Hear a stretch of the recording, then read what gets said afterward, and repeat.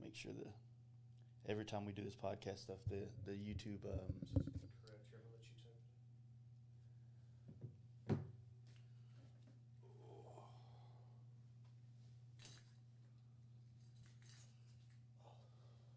you go. Thank you, buddy. Let me post this real. Are we good on time? Yeah, yeah. Couple of minutes. Okay. How long do you want to go? However long. Okay. Sounds good. Come on now. What is up? I mean, like, really, like, I gotta check the audio stuff real quick. Yeah. Rock out. I'm gonna edit and post here.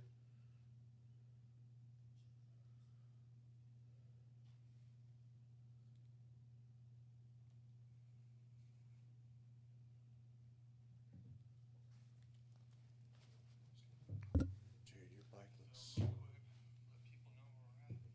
fucking good. I'm so proud of you, man. That was fucking rad. Are you gonna keep that paint scheme for a while? I don't know what I'm gonna do with it, man. To be honest with you, it's up and down. Right. You're not getting rid of your bike anytime soon, right? You're gonna enjoy Nah, it? I'm not gonna get rid of it. It's to get back to that level where it is now and to be able to have all the parts. It's, I'd rather just ride it to the ground and then rebuild it again later. That's what I'm gonna do. Just So. fucking enjoy it. I think you knew I bought a Road Glide, right? Yeah, you said you did. Yeah. Yeah. All right, so let's do this. Come on, damn it.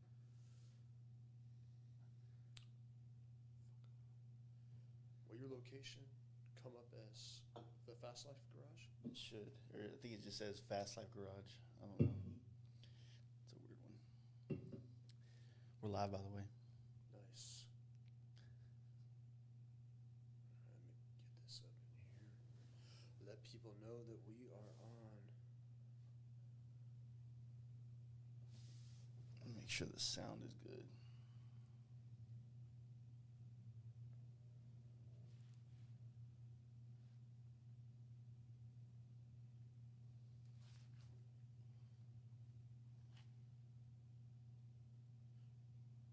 This is what I look like 24/7.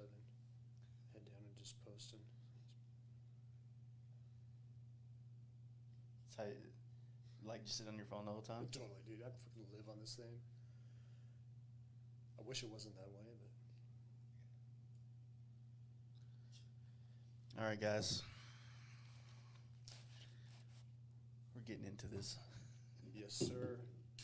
This is round 3. Yeah, Nice. It's good to see you, brother. definitely. Dude. Finally having you in Texas is nice. Dude, it's nice to be here. It's great to be here. I've been on a mini tour this past week and a half, which has been crazy. I'm going that there. I'm just posting this up. Okay, we're done. Cool. Oh, happy Sunday. Cheers. Fuck yeah. Good to see you. Glad see you, to be man. here. Texas is nice, man. You gotta get set up like this. What's that? You gotta get close. Get There close, you go. get close. Yeah. How we doing? Can you hear me? Yeah, the closer. Well, I usually just take it with you. Yep. You know what I mean? Just mic it out. That way, it's you keep the audio down so it doesn't pick up the AC running. Yep. You know. Like that. Yeah, you're good. Cool. Good stuff. Nice, man. Yeah, you have a beautiful spot here. Appreciate it. It's coming along. It's taking its time, but it sucks that in here I want to put way more art and photography from the trips and the shit we've done. I got to find a place to get shit printed. You know what I mean? Like Yeah. poster type things or something that's like not like a banner like what you guys make, but like have a picture printed out in a large format. Just to, wide format print? Yeah, just so I can have some of the photography and the bike trips and kind of Absolutely. fill this room up with shit that like helps inspire conversation, if you will. Just bomb it out. You know, that's actually tied into what I was going to talk to you a little bit about. We're actually redoing our whole showroom and shop. About, what was it? Probably about a month ago now, we got flooded out. Yeah, I remember that. We had a big water line that broke through, and it was the machine shop that's next to us, and then my building there, and then the one that we're taking over, the suite, got completely just underwater. I mean, we had probably about 1.5 feet of water. And it was a mess, man. So right now we had to rip up carpet. We're going to retile and just go through the whole thing. But that's what I was kind of thinking of as well. We put up some really nice slat wall. We're going to do, all of our speed shapes and then do all of our pictures from all of our events and stuff like that too. So it makes sense to, you gotta show your history and stuff. But how long did it take for you guys to complete this? I think that we started it. We soft started it right about Thanksgiving last year. Okay. Like it was kind of like I think I'm gonna do this, and I started kind of because this used to be just the top of the paint booth in here, and I was thinking like, okay, what I'll do is I'll get up here and start sweeping it off, getting the shit off, and start building up. Figuring out what I'm gonna do, and then it just barrel rolled into a full on build the loft over there, and then. Yeah, because you guys were like a quick trip. You went up like that. It took a whole month. Oh, damn. It took all of December to do, but fortunately where we're at here in this town, like we're in the county, so we don't really have to get permits or anything to do anything as long as we're not. And how do you say it, Waxahachie? Yeah. Yeah, it's nice out here, man. It's crazy. Now you're from here, right? I know I'm from closer to Dallas. Okay. It's a little bit further south than I'm used to, but the rest of my family's not too far from here, and so it's always been I don't know, it just kind of clicks. So I don't particularly like it down here. I like being in a place with more terrain and like amenities like shopping and like restaurants and shit, and we don't really have a lot of that down here. How far are you away right now from like shopping mall or like grocery stores and stuff? Well, we have like that shit. We got the Targets and the Walmarts, and we got a nice grocery store here in Texas. It's called HEB. It's like the shit. I was just gonna say that HEBs are huge. Yeah. And then the Buc-ee's or whatever. I stopped into one of those. Yeah, those. Is that like a gas station like on steroids or something? Pretty much. I walked in and was like, it's like a Walmart, but it's. I'm not a huge fan of it, to be honest with you. Like, I think it's It seems oversaturated. It does. To me, I guess I'm just like old now, like old school. Like I like the idea of like that gas station you stop in every day on your way to work, and the clerk knows you, and there's like exactly where your spot is. And when you walk into Buc-ee's, it's literally like walking a football field to the damn drink thing. Yep. It's a good place to take a shit. Right. Perfect place. I can attest to that last night. Yeah. They had the actual private rooms and everything. Yeah. I'm like, what the fuck is this? But yeah, it was nice. I was blown away. I'm like, it's damn. cool for the experience, I guess. But for me, like, I think it's funny, like, especially here in Waxahachie, right? I didn't grow up here, but I've been around here for most of my life, and I remember certain shopping centers coming up, and it being all the rage. Like, oh, they're putting in a Big Lots over here. It's gonna be a badass place. It's everybody's moving over here now. Right. And then 10 years later, they build another one across the street, and then everybody from that complex goes into the new shit across the street. Yep. Now this one's vacant. It turns into like bazaars and kind of like hand-me-down type stores, which I'm not hating on that aspect, but it just skips around. It never like fully grows and develops, and you know what I mean? Exactly. Yeah. So I don't know. Shit gets annoying. Buc-ee's. Yeah, it was a trip, dude. I feel you though, because I think it's cool. Even in my little area there, I'm about 9 minutes away to the shop, but I agree, man. There's like a quick trip that's right there. I don't even get in the door before it appears. Like, oh, hey, what's up, Brian? It's like see, I do. I go to Quick Trip every day. Yeah. So off a Butcher. Yeah, right there. Yeah. Yeah. So like I literally passed that. You stopped by the house last night. I'm literally on the service road, 3 miles, and then I'm here. House is nice, man. Dude, it's small, dude. But those are the old farm towns. Like that's just like it seems like farming big out here. Or not really. I mean, agriculture. We have fields and shit, but I wouldn't say it's like farming. Okay, it's not. Yeah. It's more like meth fields is what it's like. Dude.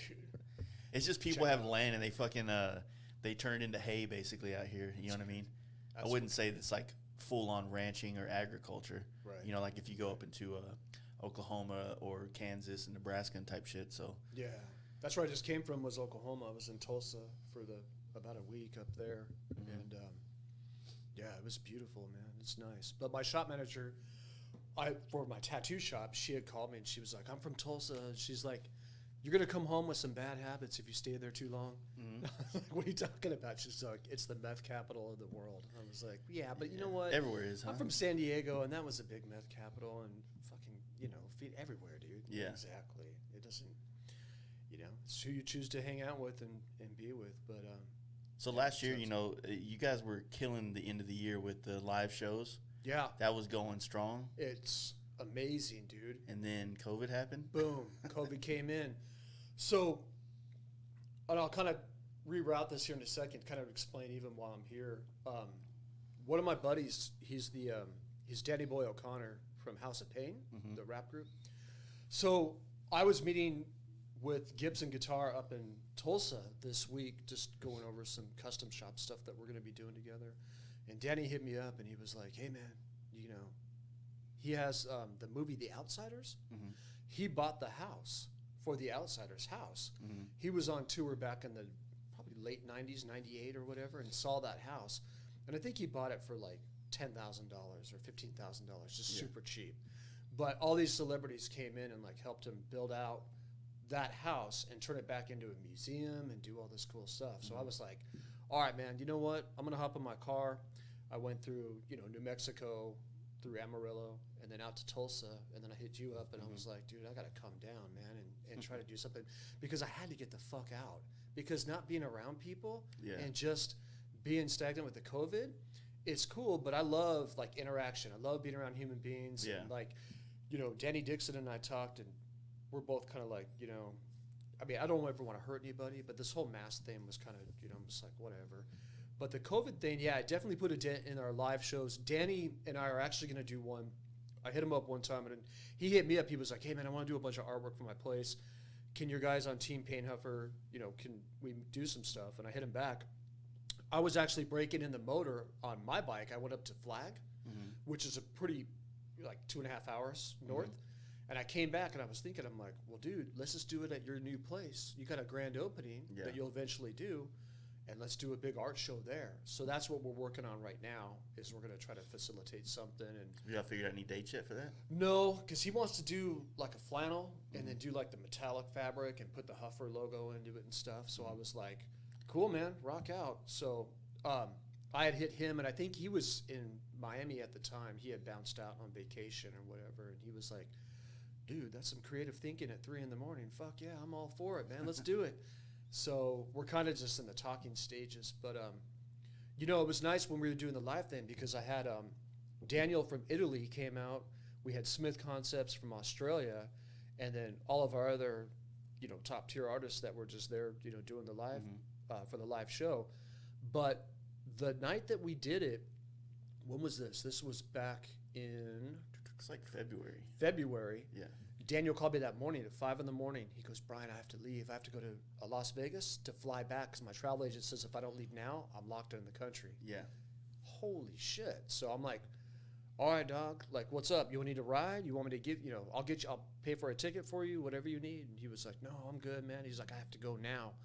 So he and his girlfriend or fiance, they left and split. And then I think Homer was with me down from, he was Houston. there. Were you out there? No, remember so I passed through with my buddy Aaron. We were out there. Yes. I flew out there to do some talks with some clothing people. Yep. And then, because Daniel ended up coming through here, how do you say the Nuradu or something like that? Nuradu? Something like that. Yeah, I fuck it up. We did the podcast together in the studio. And then, and then he was headed back, because he went down there to paint with Homer. That's right. And then he was headed back to Phoenix and then doing the show. And then that's when the COVID kind of like shut it down right in March. So. Where is Scott compared to all this? Chemical? Yeah. He's right close to downtown Dallas. Okay, so he's in Fort Worth? No, downtown Dallas. Downtown Dallas, yeah. Okay. And that's where like Deep Ellum and all that is? Yeah, he's not too far from there. Okay, gotcha. Yeah. That's crazy. Do you all run into each other at all? He doesn't really come out much. I know he does a lot of things, but he's kind of a hermit. Yeah, he's a total hermit. Yeah, he definitely is, and you definitely won't do the podcast. I've asked him a million times. Dickhead. But maybe we can try to. he said he doesn't like the way he sounds on it. Fuck it, whatever, it's dude. Like, dude, come on. I don't like the way I look, but I'm all hungover as fuck today, and we were out late last night. But you got to do it though, man. It's a fun thing. I live for this shit, dude. I live for social media. We were just talking a few minutes ago. I live on my phone, and it's a weird society now that we have to kind of do that. Dude, I'm struggling with it, man. I'm actually at a point now where this morning when I woke up and I was hanging out in the shop or at the house, I was like looking at videos on like how to detox from it. I don't think I have a problem, but what it is that I feel less motivated on certain things I need to be putting more energy into. Yeah. And then I quickly all the time just pull this up and start doing this. Well, I heard you yesterday too. I think you're going to slow down on drinking too. Yeah, eventually. Yeah. Come on, Tuckies. I don't know if I'm not. Yeah, right. You got to get them to sponsor me. I think I need to. I mean, like I said, my health. I'm gaining weight like a motherfucker. It's not COVID. You know, dude, I'd love to blame it on that, but it's at the same time like it's. Dude, it's not. It's eating shit. Like for me, I've been on the road here for the past week and a half, and it's like, dude, I'm not. There's no salads. There's no health food at all. There's nothing. But I'll go back, and I'll be a dribble on a wheel and just go run a mile or whatever, and I lose weight really quick. You know, so I'll start doing cocaine or something. We'll figure it out. Just doing some good stuff. But no, I don't.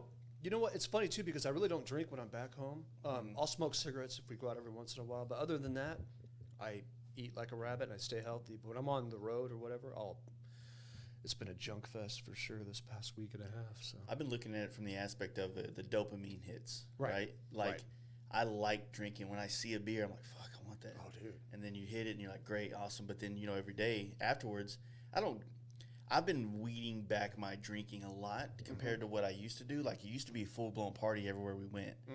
Like I'm trying to not let the party in kind of thing. But how old are you now? 38. All right, so you're it's just the older we get, dude. The older we get, yes, but now that I don't like to say the word now that there's I'm financially getting a little bit more stable in life. Like, I want to do more shit because now I can. Yep. But now my health is going to end up being the factor that keeps me from doing that. So I want to make sure that, I don't, like I said, I'm the heaviest I've ever been in my life right now. You don't look, I see you like, I don't think I'm good at getting the right angles. Yeah, right. You got that. Yeah. You got your So, no. But, yeah, it's the thing. It's like, so I was looking at my phone, and I got a lot of shit that I like to do, man. From, like, I got, like, 15 skateboards, 15 panels that I've been wanting to paint forever, and my dopamine has been transferred into doing this and social things with people as opposed to creating art or, this year I've been focusing a lot on the camera, and I enjoy that. But it's a lot easier, not easier to be a photographer, but it's a lot easier to point and shoot versus stare at a piece of metal and not shape it, but create something on top of it. You know what I mean? Yeah, your Fast Life visuals, man. When I saw you, you've been doing that for about 8 months now? Yeah, I started the page in April. Okay. And it was only, the idea was just a place to put pictures. And I'm looking at your camera. Are you shooting Nikons? I know, Canon. Canon, okay. That's my wife, too. She's got, I don't know, whatever. She keeps on getting, this new glass or whatever, and she's huge into photography. She won some contest years and years ago, and then it just, got the bug. But it seems that it's definitely an amazing hobby. But what made you get into that? I've always taken pictures forever, but yeah, Instagram, right? Yeah, it was that, and I think I've said it before on here, but I've always been good friends with most of the photographers that shot my bikes for magazines, and I've always been fascinated. I'd be standing behind them while they're shooting, and then traveling on a bike, or put it like this: when you're painting a bike and you're you got it set up like downstairs. You saw my lift, like it's sitting on the lift, all the tins are on it, and you're just kind of rolling around in a chair. You start to see it, like you see it in the frame. Like, damn, that's a fucking badass shot. Absolutely. That angle of the bike, and it's always helped me with the flow of the graphics too, because I'm seeing it from this angle. Yep. That I'm like, okay, people are gonna see this bike from this angle. I've been walking up on it, so you've got that eye. And you and I were talking months ago too. I'm huge into film, and that's something that I definitely want to do going forward. Is I really want to start to make a documentary about this, and we talked about that with Tim Lowry when we did his podcast, and Matt and those guys. But I think that's down the pike. I was talking a few years ago with Mr. Cartoon and Estevan Oriol, and Estevan and I were talking, and he was like, what's crazy?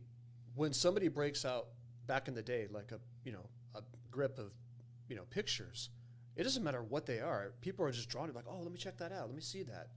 And when I first saw that Instagram had an app, it was only for photos, right? It was what it was supposed to be, just people taking pictures and putting photos.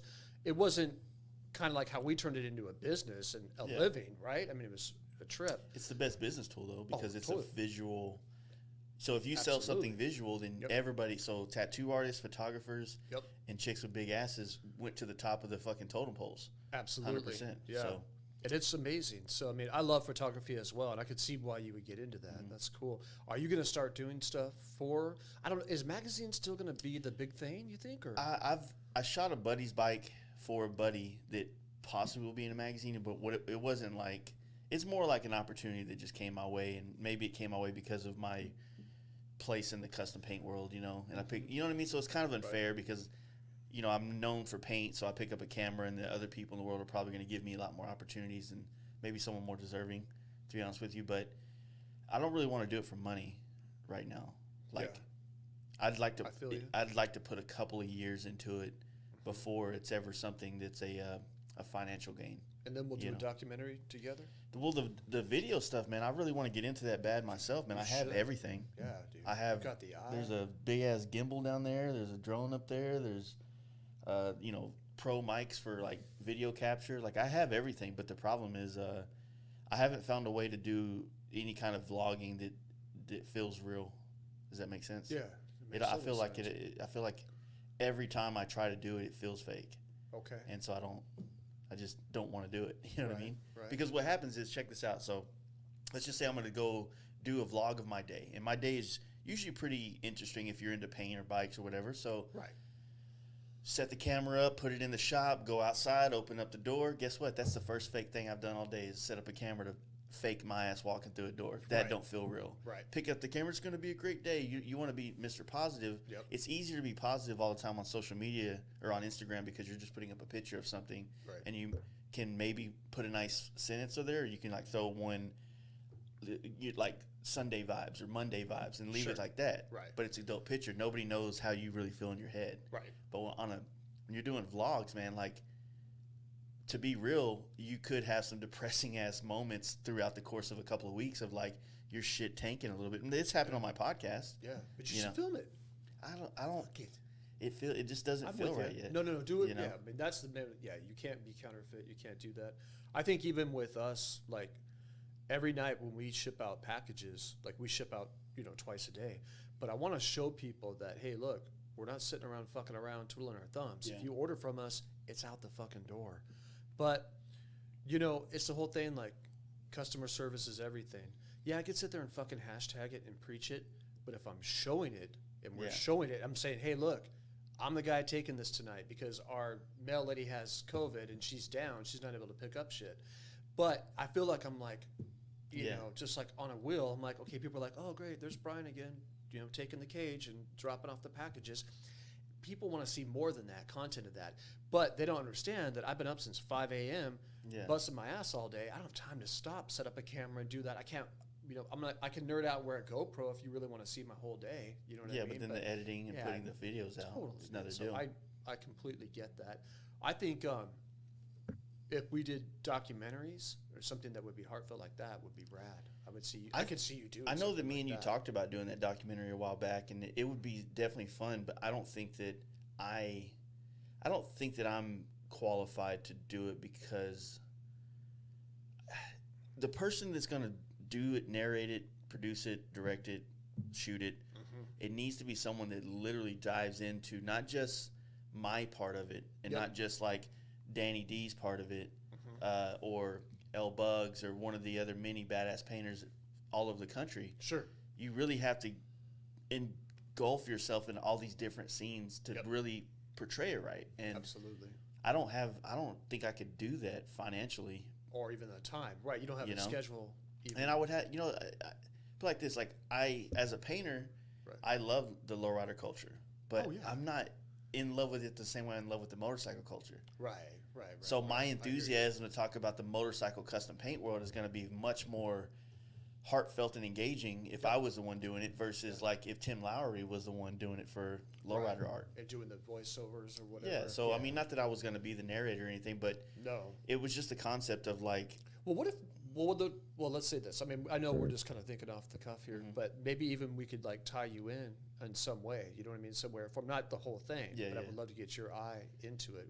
we'll think about it. You know what I mean? That's something. It's something to Oh definitely. yeah, I'm passionate do about it. what I do. Dude, Though. are you kidding me? So I'm passionate about this, but I'm also like the same reason why I haven't we talked about it last year going into the doing the classes. You know what I mean? And the only reason it's held me back from that and even doing it here at my shop. Yep. Is because I feel a little too honest, and I know that the goal is to sell people on this dream, Right. and this dream is good. Yep. But if you're factoring in like wanting to have, my skills or my situation, which trust me, you might be in a better situation than me, Right. in the back end. But I've been in this thing for almost 18 years now. Right. You know what I mean? Paint and grind and getting to this point. And the only reason like I get a little weird about it is because I got into it I've been doing this for 18 years as a custom painter. For sure. But I had a job at 18 years ago doing custom paint every day. Right. So it wasn't a hobby. It wasn't a hobby. Exactly. It was my job to go to work and pick up an airbrush, and it was my job to go to work and buff a gas tank and do these things. We talk about like Eddie Van Halen, who just passed away. Yeah. There's a kid out there right now that wants to be the next guitar player, but he doesn't have Eddie's hands. He's never going to act like Eddie because he's not Eddie. Same thing with you. You're going to inspire a lot of people. Your artwork does. There's no doubt about it. I mean, you got Disneyland here. I totally see where you're going with on the class end of it. I get hit up every 2 seconds. Hey, man, how do you do this? How do you do this? How do you do this? And at the end of the day, I look at it and I'm like, all right, am I being a fool here? Because it's 3 a.m. I could be going to sleep right now, but instead I'm going to answer these questions. Does it help my business? Maybe they'll buy a jar of Flake or some leaf or whatever on there. But if you inspire and you start to, I start to see some of these guys who I helped maybe 3 or 4 years ago start to come up, and then they're, the love and the respect and they're passionate for it. They're going to learn from somewhere. Yeah. There's no doubt about it. If they're that hardcore passionate about it, the people that are just like, hey man, can you go ahead and write out every little step how to do this whole entire fucking lowrider truck? And I'm like, okay, delete. But if it's somebody who's really passionate and I see that, I'm like, oh man, it's amazing.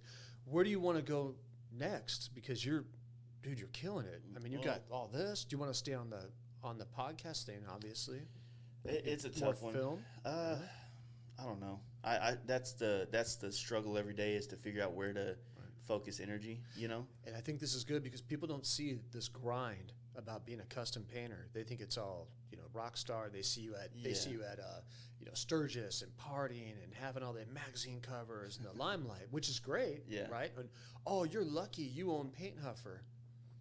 Are you fucking kidding me? Yeah, Luck. yeah. Luck has nothing to fucking do with it. I mean, I had somebody yesterday. I met with this guy who grew up with Stevie Ray Vaughan. He was a childhood friend. And he was like, wow, man, how did you get with this company? Or how did you get these guys? And I'm like, they came to me or I talked to them and we just had a good huge and worked on with theirs. Nothing to do with luck. It's just my hard work, Yeah, and it got pays it. off. Yeah, got it from that point, from there. So I think that's a huge amount of respect. Do you see yourself going into something a whole different?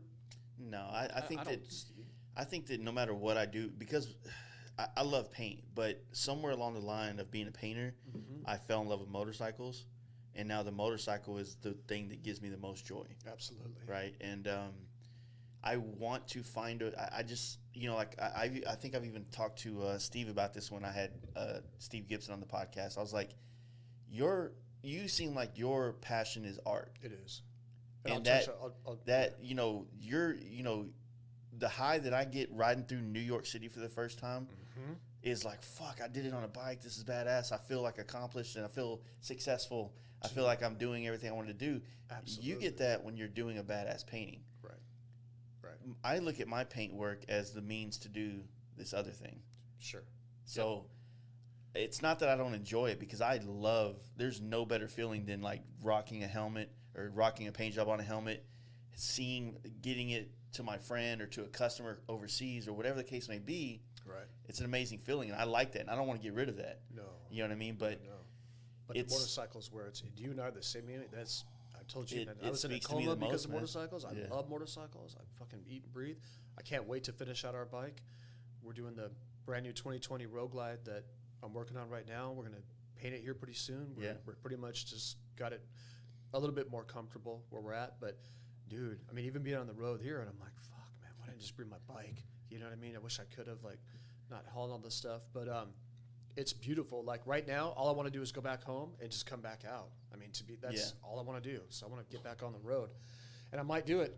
I may just sleep on your floor next week, but you never know, man. I want to get back on the road quick. But I went up to Payson and then Flag recently, the day before I left to go to Oklahoma, and it was just, I don't know, something about just like you said, being on a bike and everything. I'm just passionate, and the way it sounds now, my bike sounds amazing. It feels amazing. I'm like, all right, it's just, I don't know. It's a weird one, man, because I don't know. I love painting. I haven't felt. I wouldn't say that I haven't felt a lot of the same love from the paint world as I get in the motorcycle world. Yeah, it's kind of like if you think about your audience, right? Yep. And if you do this trick, this audience likes you more, and you're pretty good at that trick, so you keep doing it, and you build this audience bigger. The paint world is so small, and everybody that's a part of it is competing for it, right? Yep. There's not like fans of custom paint. There's customers, and then there's the people that execute the paint jobs, right? So, like I don't mind helping people out, like you were saying earlier about like the questions and things like that. But there's a part of me that I've said this a million times on here. I'll answer questions if I see you've made the effort. Right. And if you ask me certain questions, I know you haven't made the effort. Absolutely. And to that, I'm like, I'm going to be a dick. The game's to be sold, not told. Totally.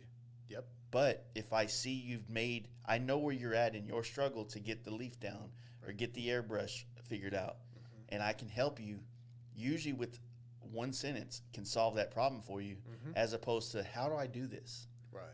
I'm like, all right, man. Like those guys that are being lazy, or women that are being lazy, we get hit up with everybody. But the laziness is what gets me. And I'll immediately just say, hey, delete. We sold out our class. So Danny D, actually Armando from Iwata, those guys hit me up and they were like, look, let's do a custom paint class. We want to make this happen. Out of respect, I called you because you and I were going to do one together. And I was like, hey, man, are you cool with this? We're going to do one at some facility in Phoenix. And that facility actually checked out recently just because of COVID. Yeah. But we sold out in 13 days. So Iwata contacted me back and they were like, hey, this is the fastest anybody's ever sold out of a custom class ever. We had other sponsors in other areas, tons of other sponsors, but we want you to be the main one. And I was like, wow, I'm honored, thank you very much for that. Let's do it. So I get hit up every 5 seconds on Paint Huffer. Yeah. People are like, hey, man, can I do a class? Or can you teach me? Or, hey, man, can you give me a call and walk me through this? And sometimes I will, but there's times where, I'm out at the bar eating dinner with the wife or whatever, and I'm like, I'll take a quick phone call or whatever. But it's just, I don't know, man. I fucking love the paint world. I love things about it, but I can see your point of it, your frustration of it.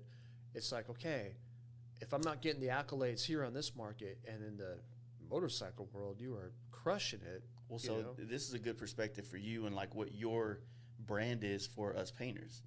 You're the only one out there that is A, resharing the work that we do. Right. B, you're more involved in the actual industry because all the people, and I don't want to sound like I'm talking shit about them, but all the people that work at House of Color and Sherman Williams and hell, PPG just fired half their people. So it's like, what are they going to be?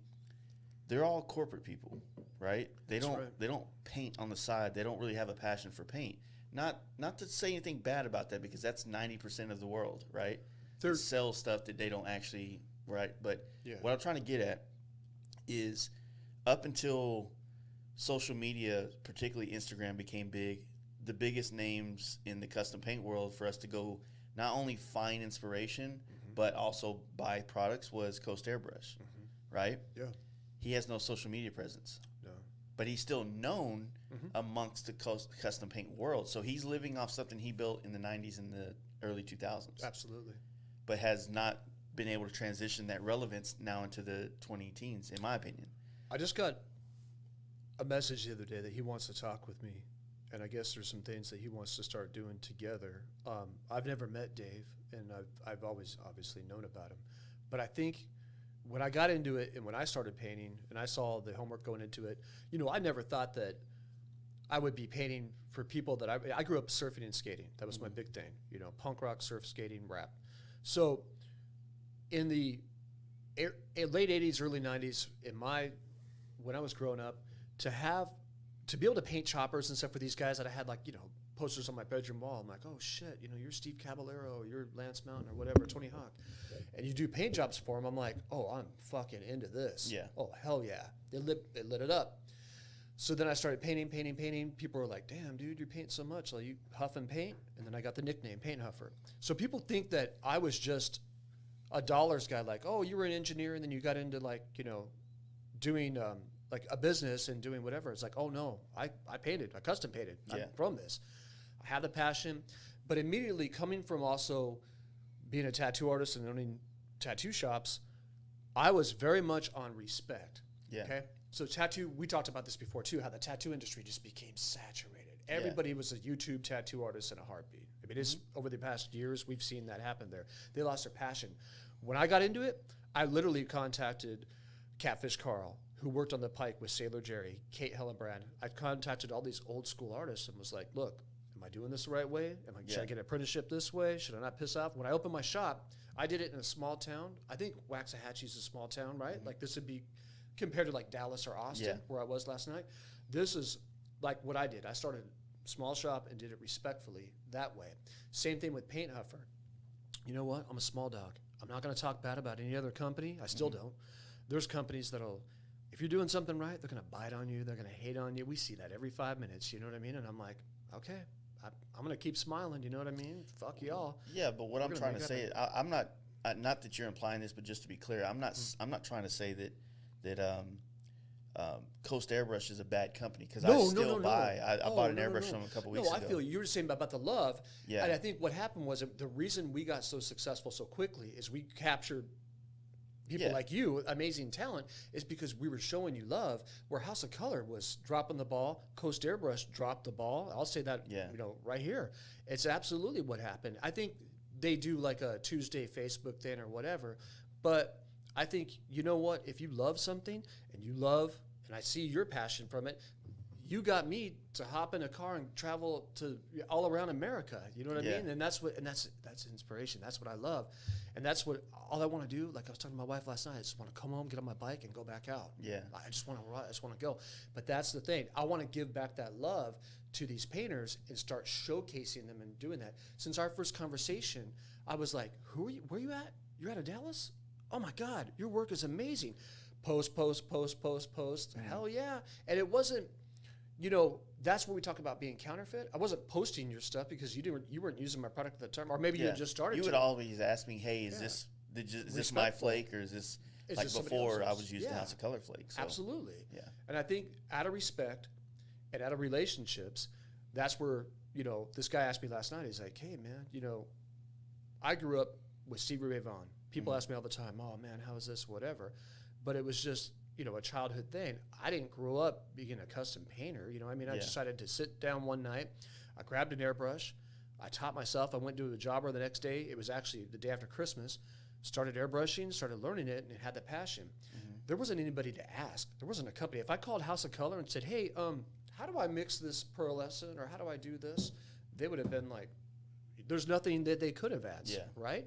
So I think I was very fortunate. I grew up surfing, but to hit that wave right at the right time, no wonder we have copycat companies. And now House of Colors just contacted me back, and they're going, hey, we want to sponsor this. We want to work with you.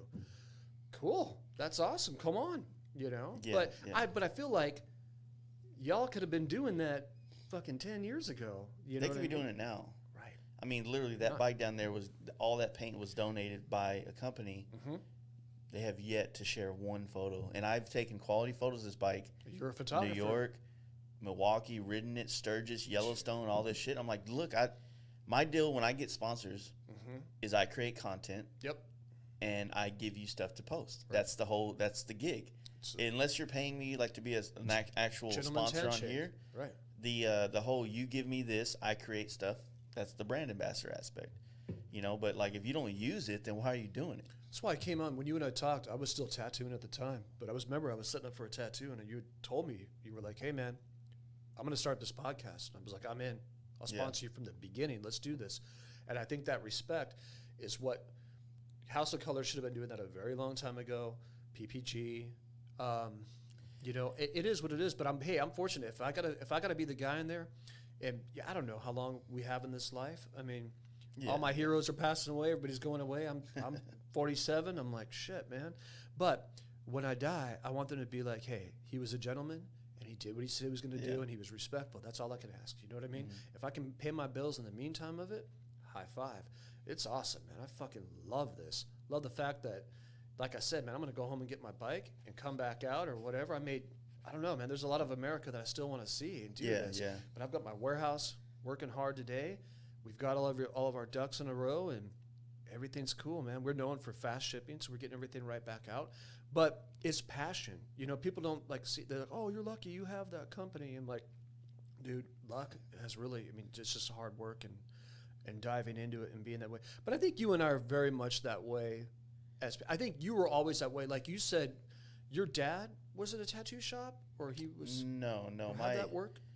My dad was he wasn't a custom painter. He was he is a like he restores cars. So he's really good at taking an old car and fixing rust panels and making shaping metal to the point where he can replace certain panels. Nice. Right. Yeah. He's very good at that. He can actually paint. He can do all that shit as well. But he's definitely, I think in my mind, I think he's the best at his best skill is the fixing rust spots on cars, Right. Making panels to fix things like that. But my uncle had a tattoo shop for a while. That's what it was. Okay. But I mean, I was young as fuck. I was skateboarding at the time. He had a tattoo. I didn't give a shit about Right. tattoos. Right. Well, you were into basketball too, though. I grew up You playing were sports. really passionate. Yeah. You and I were big Sean Kemp fans, and we talked Yeah. about that. Yeah, man, that basketball. Are you still playing at all? Are you getting out Man, well, I would be, but they took the fucking basketball goals down everywhere. All the city parks around What? here took. It's like what they did in L.A. when they dumped all the That's sand. why I'm not seeing any kids at the skate parks? I guess. What the fuck? So, like, when we, last year I played basketball quite a bit. I started playing more in September-ish. Right. And this year I would have too. But, like I said, it was, the court that I used to go play at, which, they took the basketball goals down. So there's only poles up in the air doing nothing because they don't want people to social distance or whatever the fuck. So Give me a fucking break. But you can walk into fucking Buc-ee's where it's like a fucking mosh 400 pit people, over yeah. there. Yeah. there's a lot of weird shit going on. But I mean, this year is like one of those years where it's like, I don't want to write it off, but because I think everybody that's writing this year off is doing themselves I've a had a disservice. great fucking year. It's a good opportunity to hustle harder and come out on the other end in a better spot. Totally. So I've told a lot of people, a lot of friends of mine, I was like, you guys that are, I wouldn't say fortunate, but if you look at it, if this is your perspective, if you're fortunate enough to have downtime now, Right. and maybe a fucking COVID check or a damn PPE loan or whatever the hell, Totally. Embrace it. try to, what is something you've been wanting to do? Fuck yeah. You've been wanting to learn how to do this? Why aren't you doing it? Exactly. You know? Exactly. I think you always say that in your podcast or whatever. You talk about it with, even with us, you're like, hey, man, now's your time to get in with this hobby. If you want to learn, go get some supplies and learn. Get into it and do it. You got time to do it. I think COVID is obviously horrible, and I hate seeing old people get hurt, and I don't like seeing anyone suffer or whatever. But I've always had a huge positive, attitude in life, and that's the way that I am. I don't really have ever bad days. The other thing I don't ever do is I never get bored. You know what I mean? I'm never one of those guys. I've always been into just everything, music, sports as well. I love, absolutely love sports. I think there's always something just to dive into. The people that I think they get stressed out or worried is they worry about every dollar coming in. They're worried about, oh my God, how am I going to do this? How am I going to do this? I think if you just take a breather sometimes and say, hey, look, you got your family, you got your health, you can drink a beer, we can do this. Fuck yeah, dude, life is rad. Life is so fucking rad, dude. I don't know, man. I'm having a fucking blast, dude. I can't believe I'm here. I'm like, fuck, dude, this is cool as shit. So I've always been this way, and it's always kind of just worked for me. But I get it, man. There's hardships. I've got buddies I had a buddy the other day, his 18-year-old son walked out to go grab his cell phone and had a heart attack. Damn. Died. Okay? So how do you even register that? How do you know what I mean? So I talked to him and I said, hey, this sucks on every fucking level. I'm not one of those guys that's going to be like, oh man, you know, Mike. I would probably just send them like the emoji where it's like, yeah, right, exactly, right. I would say, dude. No, I just went over there. I was like, hey, you want to smoke a bowl? Like here, like let's just sit and talk. Or, you know, give somebody a hug. And I think that's where people need to do is check out for a second. Stop worrying about every fucking dollar. Don't worry about that. Money will come. We can all go get a job, you know, hopefully, and you know, you can. I'll go deliver pizzas if something doesn't work out. You know what I mean? Like I'm a hustler. There's no doubt about it. I work all the time. I make it happen some way or the other. But I struggle, and everybody goes through the down parts of it too. You get struggled in your anything you do that's overclocking it. You know, that's why I've always had so much respect for you, because you'll check out and you're going. Like you're going to Sturgis, you're going here, you're going there. You just get on your bike and you go. And I think that inspires a lot of people. I mean, I did it in a car because I had to take a bunch of shit. But I mean, now I'm going to go back and grab my bike, and I want to go a lot of places before it gets cold. This weather out here, is this humid? Yeah, kind of. Right now it's not. It's more hot than anything. It didn't seem that hot. Like it's a lot Phoenix harder. Is hot, right? Yeah, it's a lot. Well, it's probably humid for you because it's dry as fucking Phoenix. But to me, this isn't shit compared to what the humidity we usually have. Yeah, so it's usually like as soon as you walk outside, you're back sweating. Yeah, my buddy Steve in Austin was telling me that last night. He's like, "Oh, Bri, you should have been here 2 fucking months ago, man. It was." Dude, in September we had some, like when I got back from New York, man. The weather here was awesome. I had the AC turned off in the shop. Yeah. And it felt great. It was like highs in the 70s, lows in the upper 50s. I was like, fucking perfect. Damn. And then we got another hot spell. So it's been like the last like couple weeks, it's been up in the 90s again, which isn't bad compared to what we're usually in the hundreds here. Yeah, because I really wasn't, because my wife had called me and she goes, hey, do you realize it's like 100 degrees every day? And I'm like, no, I don't. Yeah. And for me to get on a bike, you don't notice it that much out here? You ride every day, right? No, I don't really ride every day. I mean, like I said, riding, when I got back from New York, man, all I wanted to do was fucking be in a car. I was in a bike for a week and a half straight. You know what I mean? I just want to sit in a car. I'm vice versa, yeah. I'm like, get me the fuck out of this car. But same thing with bikes, man. It's like no matter what, things all turn into some type of job for me. And that's why I said I don't want to make any money doing photography. I got you. Because if you paid me, you know, I got an ad coming out in Dice magazine. I shot that helmet right there for Simpson. Yep. So stoked for that opportunity, right? Absolutely. But I didn't want to take money, which I know other photographers are like, oh, this dude's fucking ruining our business, and I'm sorry. Right. But you know, it's something that I really enjoy doing right now. And if I start taking money, then the switch goes off in my head. And next thing you know, I got 5 photographers running around town, and I got all these accounts, and I'm a business hustler, man. Yeah, so you are. Don't monetize your something. I get it. When I was in high school, there was a AP art class, and this guy kept on telling me, he's like, okay, we got a deadline. I'm like, dude, you're taking the fun out of fucking drawing. If I sit down at night and I want to draw something, I don't want to be forced to draw. Okay. Same thing when I was a tattoo artist. I quickly got out of making stencils because I didn't want to sit there at night. At night, I want to go home. I want to hop on my bike. I want to go out and ride. I want to go to the bar. I want to have a beer. I don't want to be sitting there drawing up a whole bunch of shit. I was like, no, you know what? I learned quickly. Sharpies. Give me your arm. I'll draw up your tattoo. Yeah. People are like, oh, whoa, you can draw? Yeah. You know, yeah, I love it. That's the passion of it. But you're right. When you start doing it, like monetizing it, and you start having people, and then you're on their schedule, and you're, hey, man, are you coming over? Are you done yet? Or this? And then you're like, all right, fuck this shit. So the way I look at everything that I got going on right now is like, right now, because of the podcast and because of paint, and then maybe in a couple of years because of photography, I'll have a couple of sources of income. Yeah. Not major income, but like I have a perspective of like a very comfortable way to live in a creative environment would be to not necessarily to only paint a couple things a year, right? Yep. But really put everything you got into that. Right. Do something like this as well. Yeah. And then do photography, and then you have 3 sources of income basically that are feeding you in a way that where not one is dominant over the other, but they all go to making the month work. And then my job is not to wake up at 7 a.m. every day and grind in a paint shop until 12 p.m. or 12 a.m. every day. Right. And hitting deadlines and this and stressing the fuck out. And, you know, I would rather, you know, not have that. Yeah. So I was with my cousin last night who just retired from the military, and he was like, Bri, you got to start doing this more, man. I mean, you're almost 50 years old. You got to start getting out and doing all this. And I'm like, yeah, you know what? But I'm so like just hands-on and so passionate about my business that I don't really take a second to even think about that. Like even on the trip, like I'm still posting and I'm talking to customers and doing all that. It doesn't feel like work right now, but if it does to that, oh, I'm checking the fuck out, man. Yeah. I would be, and I don't know if this happened to Dave Monning from Coast Airbrush or whatever, or these guys like House of Color, whoever, Valspar, whoever, these corporate dudes, they just, they're investors and their platforms into it, but they're so fucking disconnected. Not Dave Monning, but other corporate companies. Yeah, they're so disconnected. Because they should, and I'll say this straight up, they should be coming to you and saying, what do you want? What do you need? Well, I would say in regards to that, I think that Dave is still, I think Coast Airbrush is still like the source of a lot of things for us paint wise. Absolutely. But the world we live in anymore, like we shouldn't have to go to California to get attention anymore.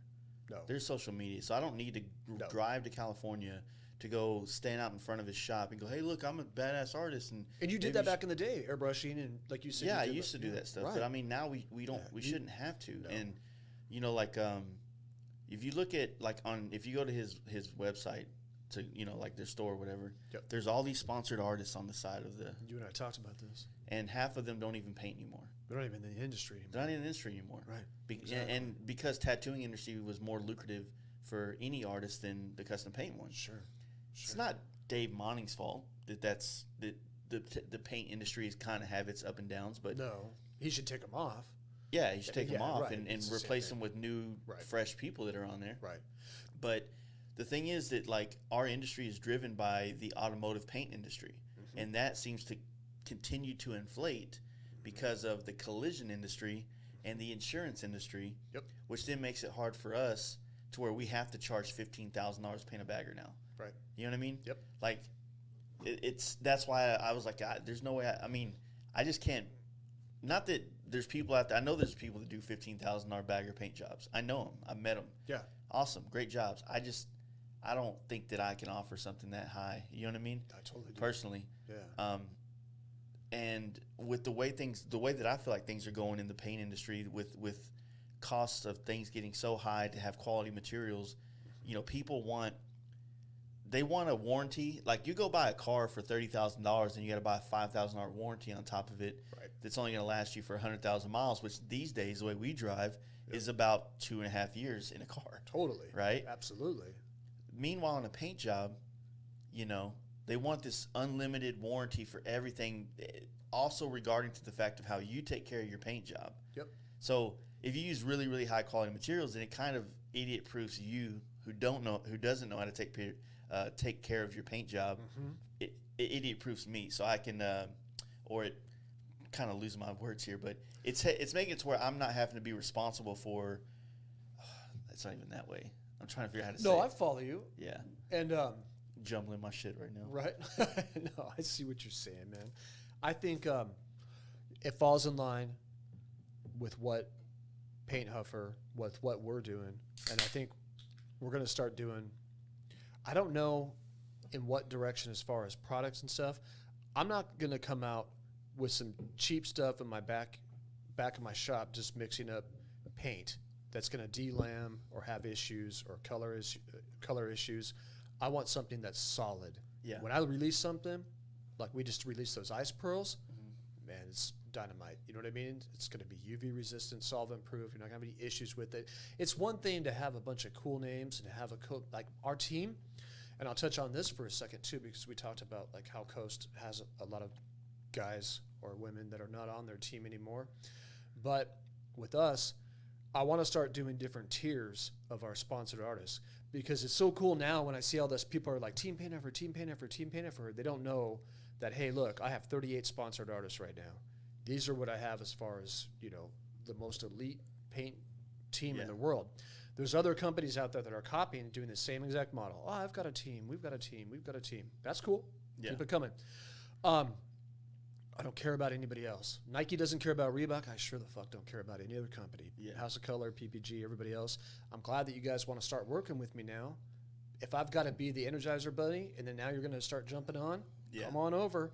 I'm glad to have you. Let's all have a barbecue. We'll kick back. Let's make some awesome products together. Let's do something rad. Yeah. That's my mentality. I'm just going to keep it up here and just like, let's fucking rock out. Let's have some fun. But where I won't do is have artists on there that are just going to go on there and want to start other companies or have other, hidden agendas like, oh man, I'm going to try to get on this and I'm going to try to do something as well too. Yeah. I'm going to be like, dude, get out of here. You know what I mean? Kick rocks. Yeah, you don't want to. Yeah. You don't want to be someone's stepping stool, like Exactly. to step over you. Yeah. Like I want No, not at same all. thing. Like I have a hard time getting painters on this podcast, Mhm. and all the. I don't want this to sound the wrong way, but all the people that I think most people are going to want to hear from in the paint industry Mhm. are the people I don't get a lot of response from. Hmm. But then all Do you the think guys, it's just I don't know what it jealousies, is. I don't know. envy? I don't think it's all that. the I mean, bad stuff that I don't think it's any of that. It's a, because I don't want to say that because like guys like Lucky Strike, Poland, all the homies in Phoenix, they always come through. But you just don't get a lot of, I don't know. I don't want to say any names, but it just no, don't. Yeah, you no. reach out and Right. your shit gets left on red. I'm like, Yep. motherfucker, I'm trying to. You got 2,000 followers. I know who you are. Right, I've been following you since early 2000s, but Yeah. you suck at social media. right, So exactly. I want to share your Trying story. to help you out. Yeah. It's not so much I do want to help them out. Right. But they're somebody that was inspiring to me, and I want to Absolutely. help you be known Yep. in this little universe of social media, Fuck right? Yeah. Yeah. And it's just stressful, man. Because But you feel like you're trying to sit there and kickstart a dead motor like a dirt bike. You're just sitting there trying to I'm kickstart. I'm like, dude, I'm trying to be your spark, man. Come on, help me out here. Yeah. Get on this. I agree. There's some people that I've definitely put a lot of time and effort into, and you'll see that. But I'm like, dude, it's just people get complacent. They get to a Yeah. level where they start making a monetary level, and they're like, all right, well, I've made it. And I'm like, I just can't see that. Or they're on a level like we talked about, if in the industry of airbrushing or whatever, that they'll make it, and they're like, okay, that's it, I'm done. Now I'm going to go on and just, I'm the best. And I think that's where a lot of these major companies came on. They're like, oh, we're the best. Nobody's going to mess with us. And then you have someone like me who's being like a little chihuahua sitting there yapping away and barking. I'm like, hey, man, fuck this shit. I think I can do it better. I know we can do it better. I think we're going to come out with some cool products and just blow people's mind and have some fun with it. But I'm not going to sit there and reach out and shake hands with somebody who's just, where I have to pull them up and get them off their ass. Even if they're a badass, painter or whatever. I'm like, all right, dog, you need to step up your game and realize that you have to hustle. Sun's up, bills are due. Yeah. Every single fucking day. There's nothing that we may not see the sun, we may not see the bills, but they're here every fucking day. I'm well aware of that. I've said that in the other podcast. Yeah. It's something that I definitely will always, it's just who I am, man. Sun's up, bills are due.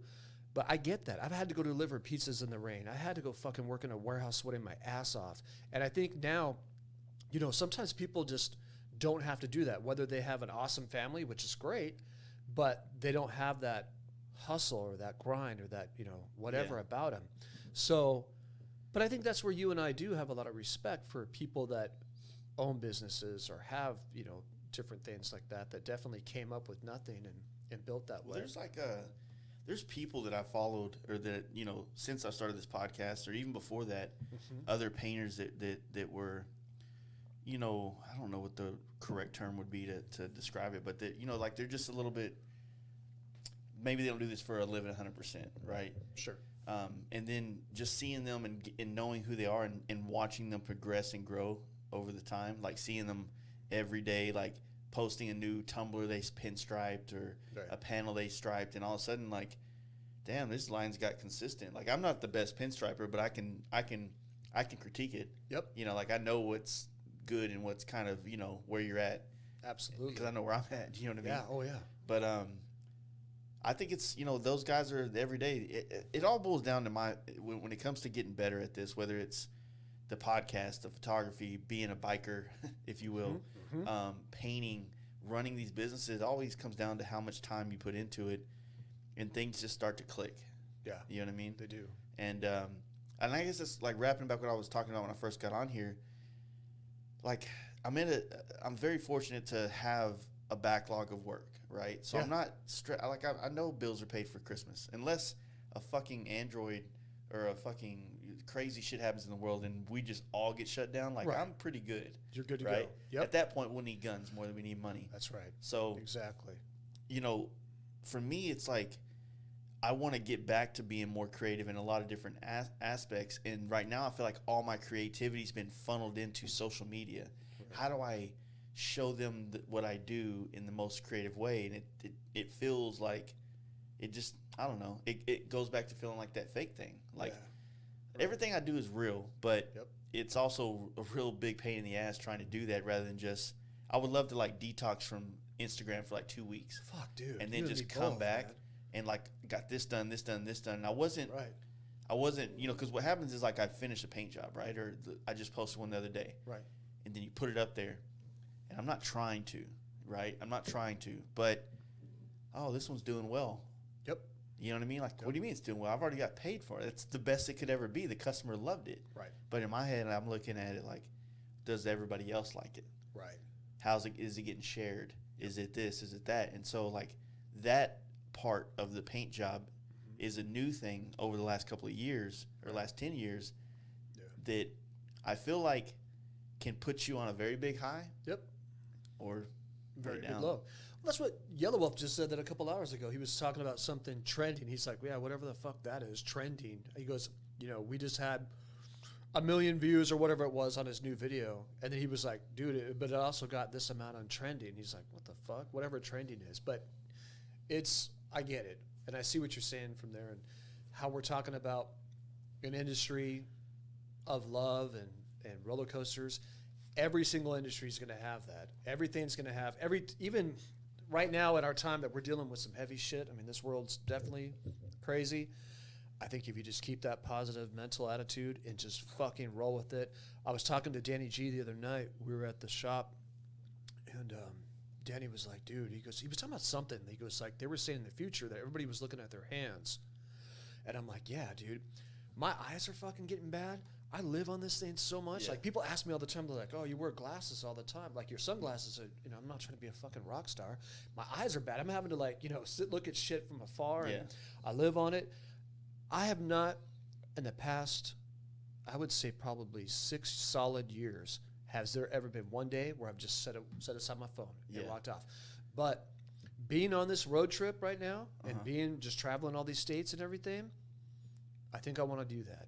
I think I want to go a few days and just take a break and just step off.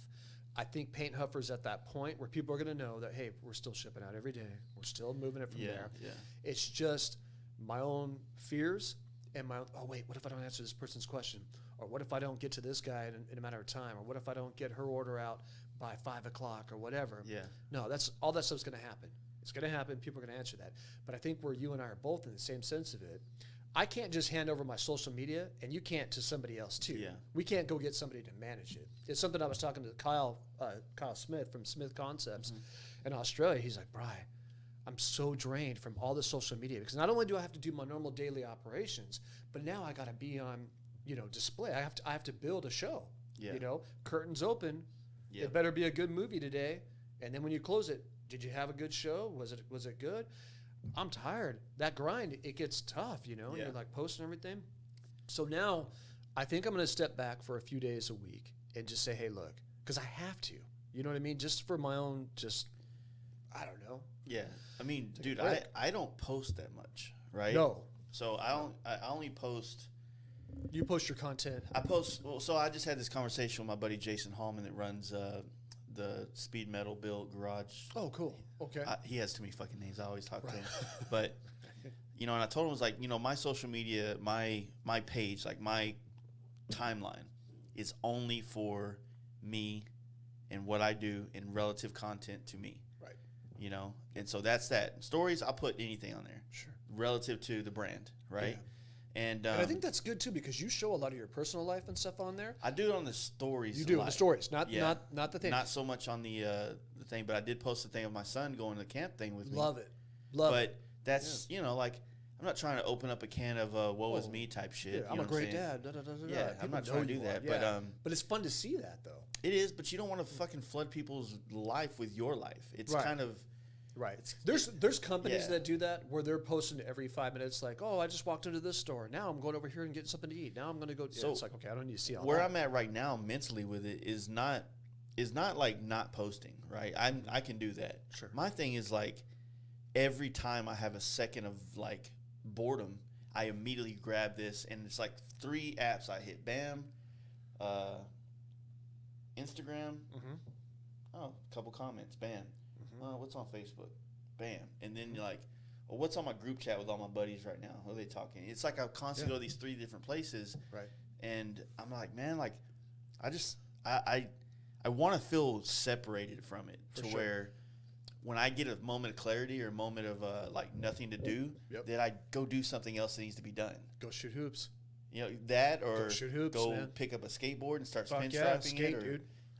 just Every something day, else. My childhood, I mean, whatever. It was great. It was fun.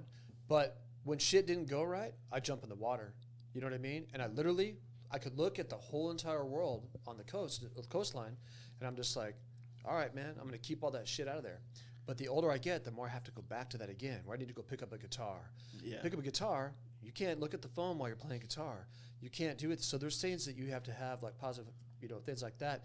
I remember when I was younger, my parents were total hippies, so I could smoke in my room. My sister could smoke in her room. We were 15, 16, whatever. But it was some of the greatest times where I'd take like a boombox and just start playing like, Jimi Hendrix and like learning songs and stuff like that.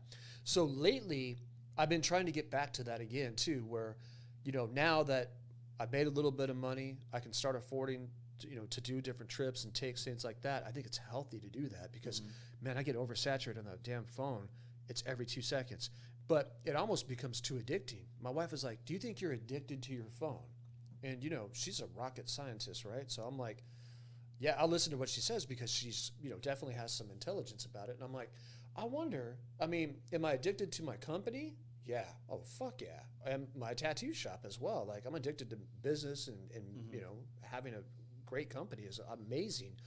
But am I addicted to see like, oh, wait, what did he post? Oh, wait, what is she talking about? I think I am.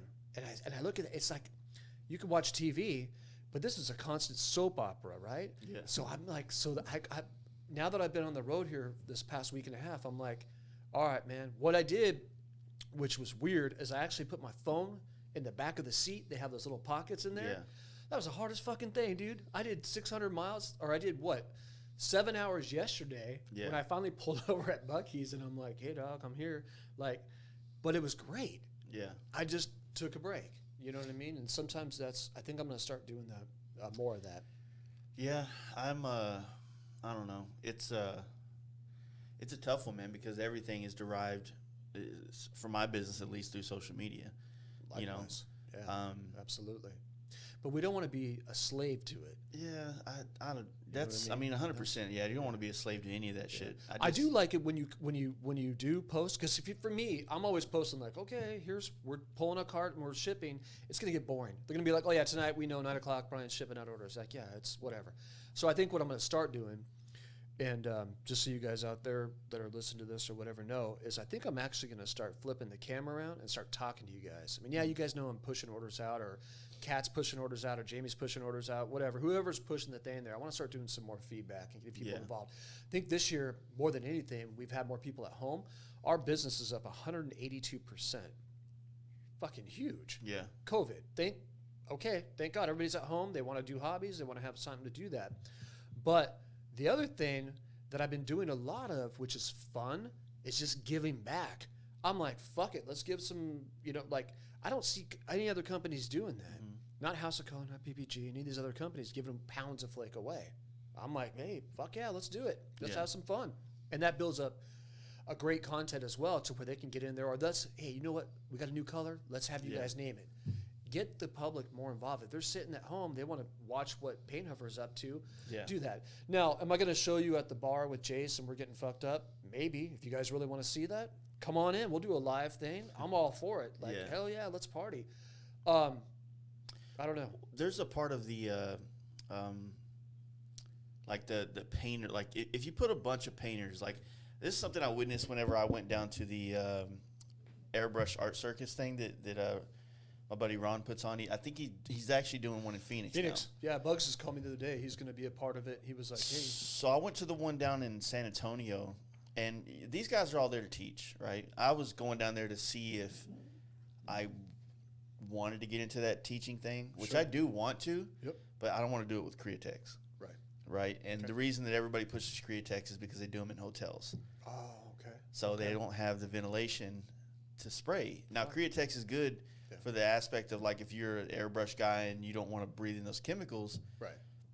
Like Ryan Townsend, fucking Corey St. Clair, Steve Gibson. There's still chemicals in it, though. There is stuff still in it, If it says low obviously. VOC or no VOC, there's still chemicals. Those dudes all learned how to adapt and work with it, and why those guys have always been superstars with the teaching. Sure. I don't use that in my day-to-day life. I'm not going to teach people to use that. Right. So I'm not. I'm not going to teach how to use something that's not practical in the custom paint industry. Yep. Can't match Harley colors with Createx. Yeah. So, no. So, but what happened is when we went down there, all of us that were, for lack of a better term, like me, Corey, Ryan, Darren Winslow, all these guys, we like just as soon as we all got a chance, we clicked up together and was like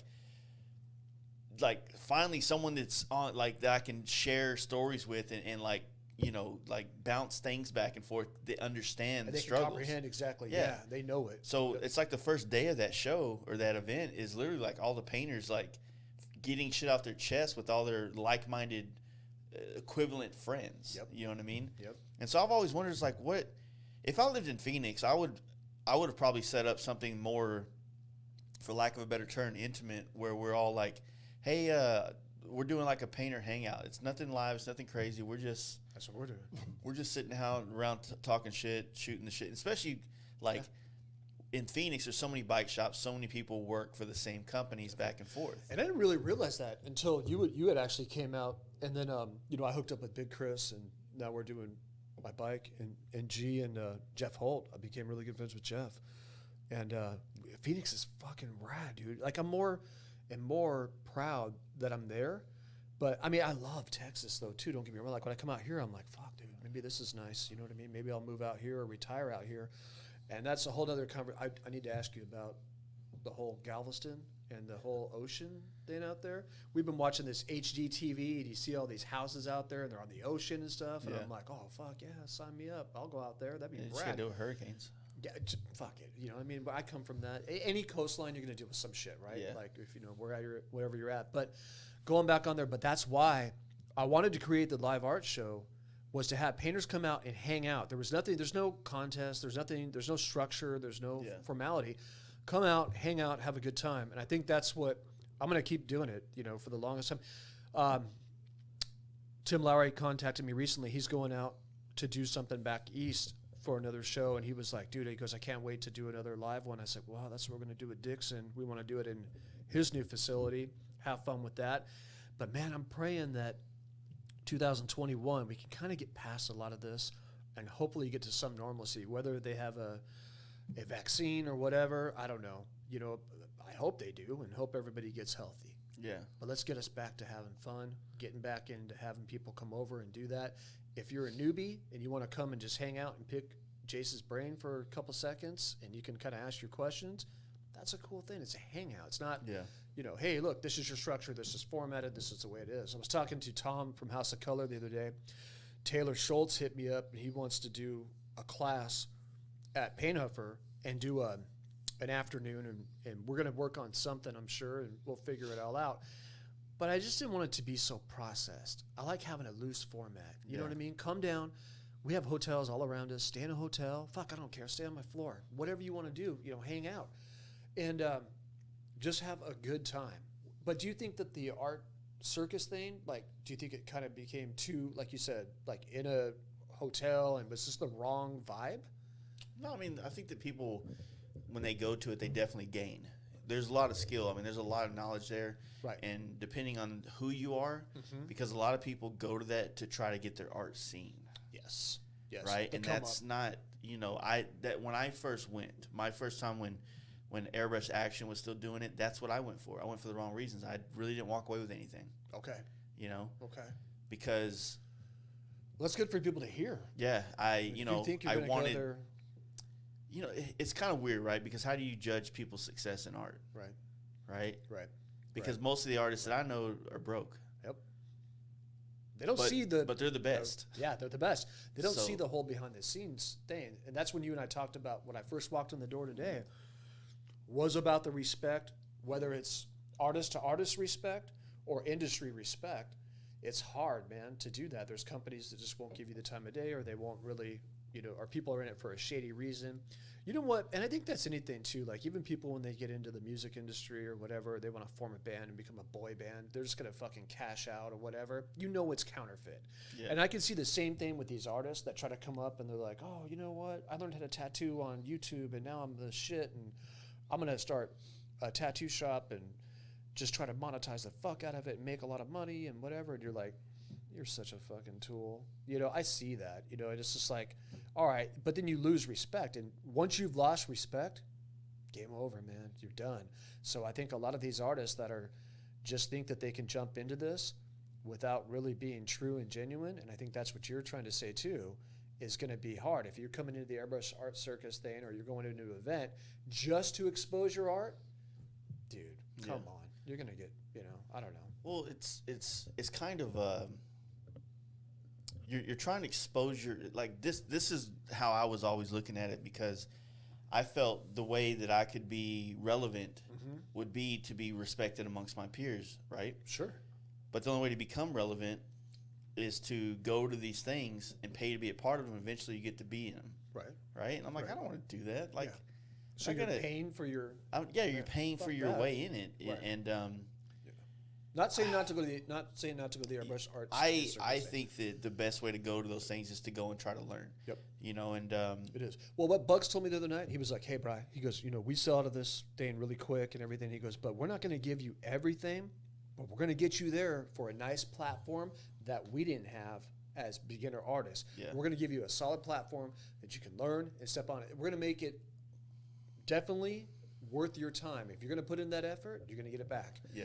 So, when you first started getting into the industry, did you hit up like Ryan Townsend? We're like, "Hey, man, what the fuck? This is amazing." Like, just started paying compliments? No, I was here before Ryan, way before. Okay. I had quite a few magazine features before Ryan did. That's right. So I didn't know. So, I'm using him as an example. And I'm just but I say didn't know, magazine I didn't know where features you guys are at. as like some loose ass term to just to kind of like paint a little bit of success onto what I had early on. But I remember Ryan did it the other way. Ryan, I remember picking up Airbrush Action and seeing him in the when you submit your work to get like a honorable. I don't know if the word is honorable mention, but like in the first part of it. Yeah. So I remember seeing his work in there, and he was fucking hustling. He was up there in Oklahoma. I remember he would come down here to Dallas every once in a while. He was super passionate about it, right? Yep. At that point, I had been airbrushing for a while, and when I first saw his airbrush work, I was like, oh, he's not, because I'm a competitive guy. So I was like, absolutely. He's still got a ways to go. Yep. And then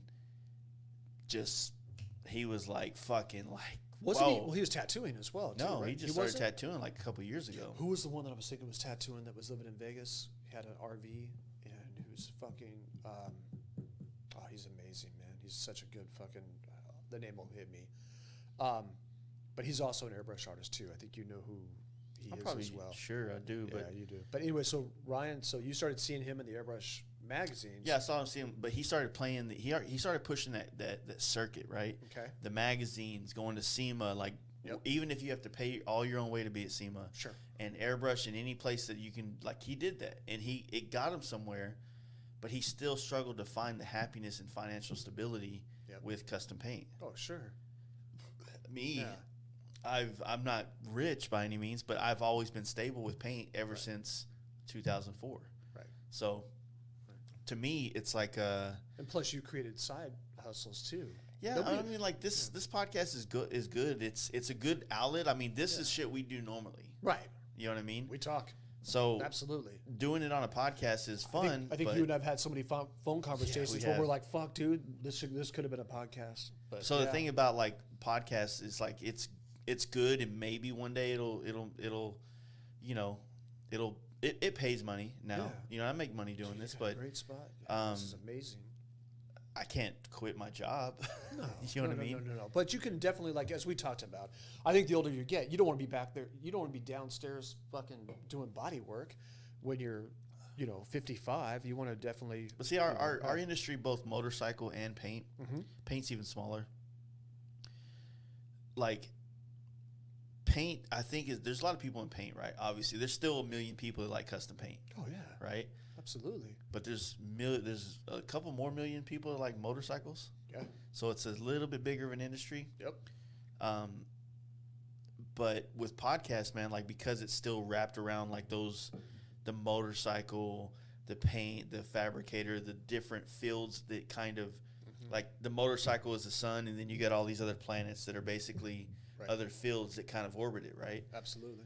It's this podcast is never going to be you're never going to get 1 million downloads. It's never going to happen. Okay. It's just not a big enough industry. If I was tattooing, Gotcha. how many people get tattoos? Oh, dude. Millions. Millions. Every second. So one out of every 2 people you would think would probably have a tattoo, or 3 people? In the tattoo world right now, there are people that are blowing away the industry. Every 5 minutes, there's some new tattoo artist that just came out of Australia or New Zealand or wherever, Japan. That's just, the next It's the shit. only place that you can really make financial money with You can. art. You can. And I think where it is now, like, so I bought my building, okay, where my tattoo shop is. It's been there for almost 16 years. I bought the building, just said, hey, look, I'm going to, I'm taking it over. This is it. But now I'm in a location where I have great artists, great attitude, great customer service. It's a full package. You come there, you get a tattoo, everybody's happy. So now it's really more on like how you treat people, because you're marking their body for the rest of their life. You're doing a paint job. It's going to be the next amazing thing. People are going to realize how much passion you put into it. There's always going to be this crowd. I don't think, I don't know, when you say that you will never get to 1 million, maybe there's another avenue or something else we would do that would be, maybe if you make documentaries or something, because, dude, your photography is amazing. So I could see you definitely going with that. But, like, again, you don't want to make it a job. You want to keep the fun, passion of it. Same thing with your motorcycles. You want to keep the fun, passion. I saw you paint your bike for Sturgis. It was Sturgis what inspired you to do that? Fuck, dude. If you were forced to do a paint job, maybe you were on a deadline and you were, because I see you at midnight too, and I've always talked. I'm like, oh, there he is drawing. You love to draw. Does your son like doing that, or your daughter? My daughter did, but same thing that happened to me when I turned 18. Just like college, life. Right. There's no incentive to draw. Sure. It's like, I mean, fuck, man. How many dates have I been on in my lifetime where they're like, yeah, you still like to draw? Like when we were 8. Yeah. Like, right. Because people are always wanting to be connected to that creative part of their past or their mind or whatever. But totally. I draw just because it helps me get out ideas for paint jobs, and I do that to help me spend less time in here doing the paint job. Sure. But I don't know, man. It's you come in here, grab a beer, do it up. That's your time. But it's cool seeing that, though. I'm just saying from a content standpoint of it, I like seeing it. I try to show that, but I mean, because keep doing my it, theory. I have a theory behind like the paint, right? Because in that theory, I've been kind of loosely talking about in the podcast for like the last year. But when I saw how important like a West Coast chopper's part is to people, right? A manufactured part, not some part that out. Jesse James hand hammered, right? Right? A stamped out part that he made and what it goes for now because they're not made anymore, right? Because that name that's on it. I was like, well, let's just say, what if in 50 years from now the motorcycle culture is still a thing? Sure. And somehow I managed to make a mark on it with my custom paint. You have, right? Yeah.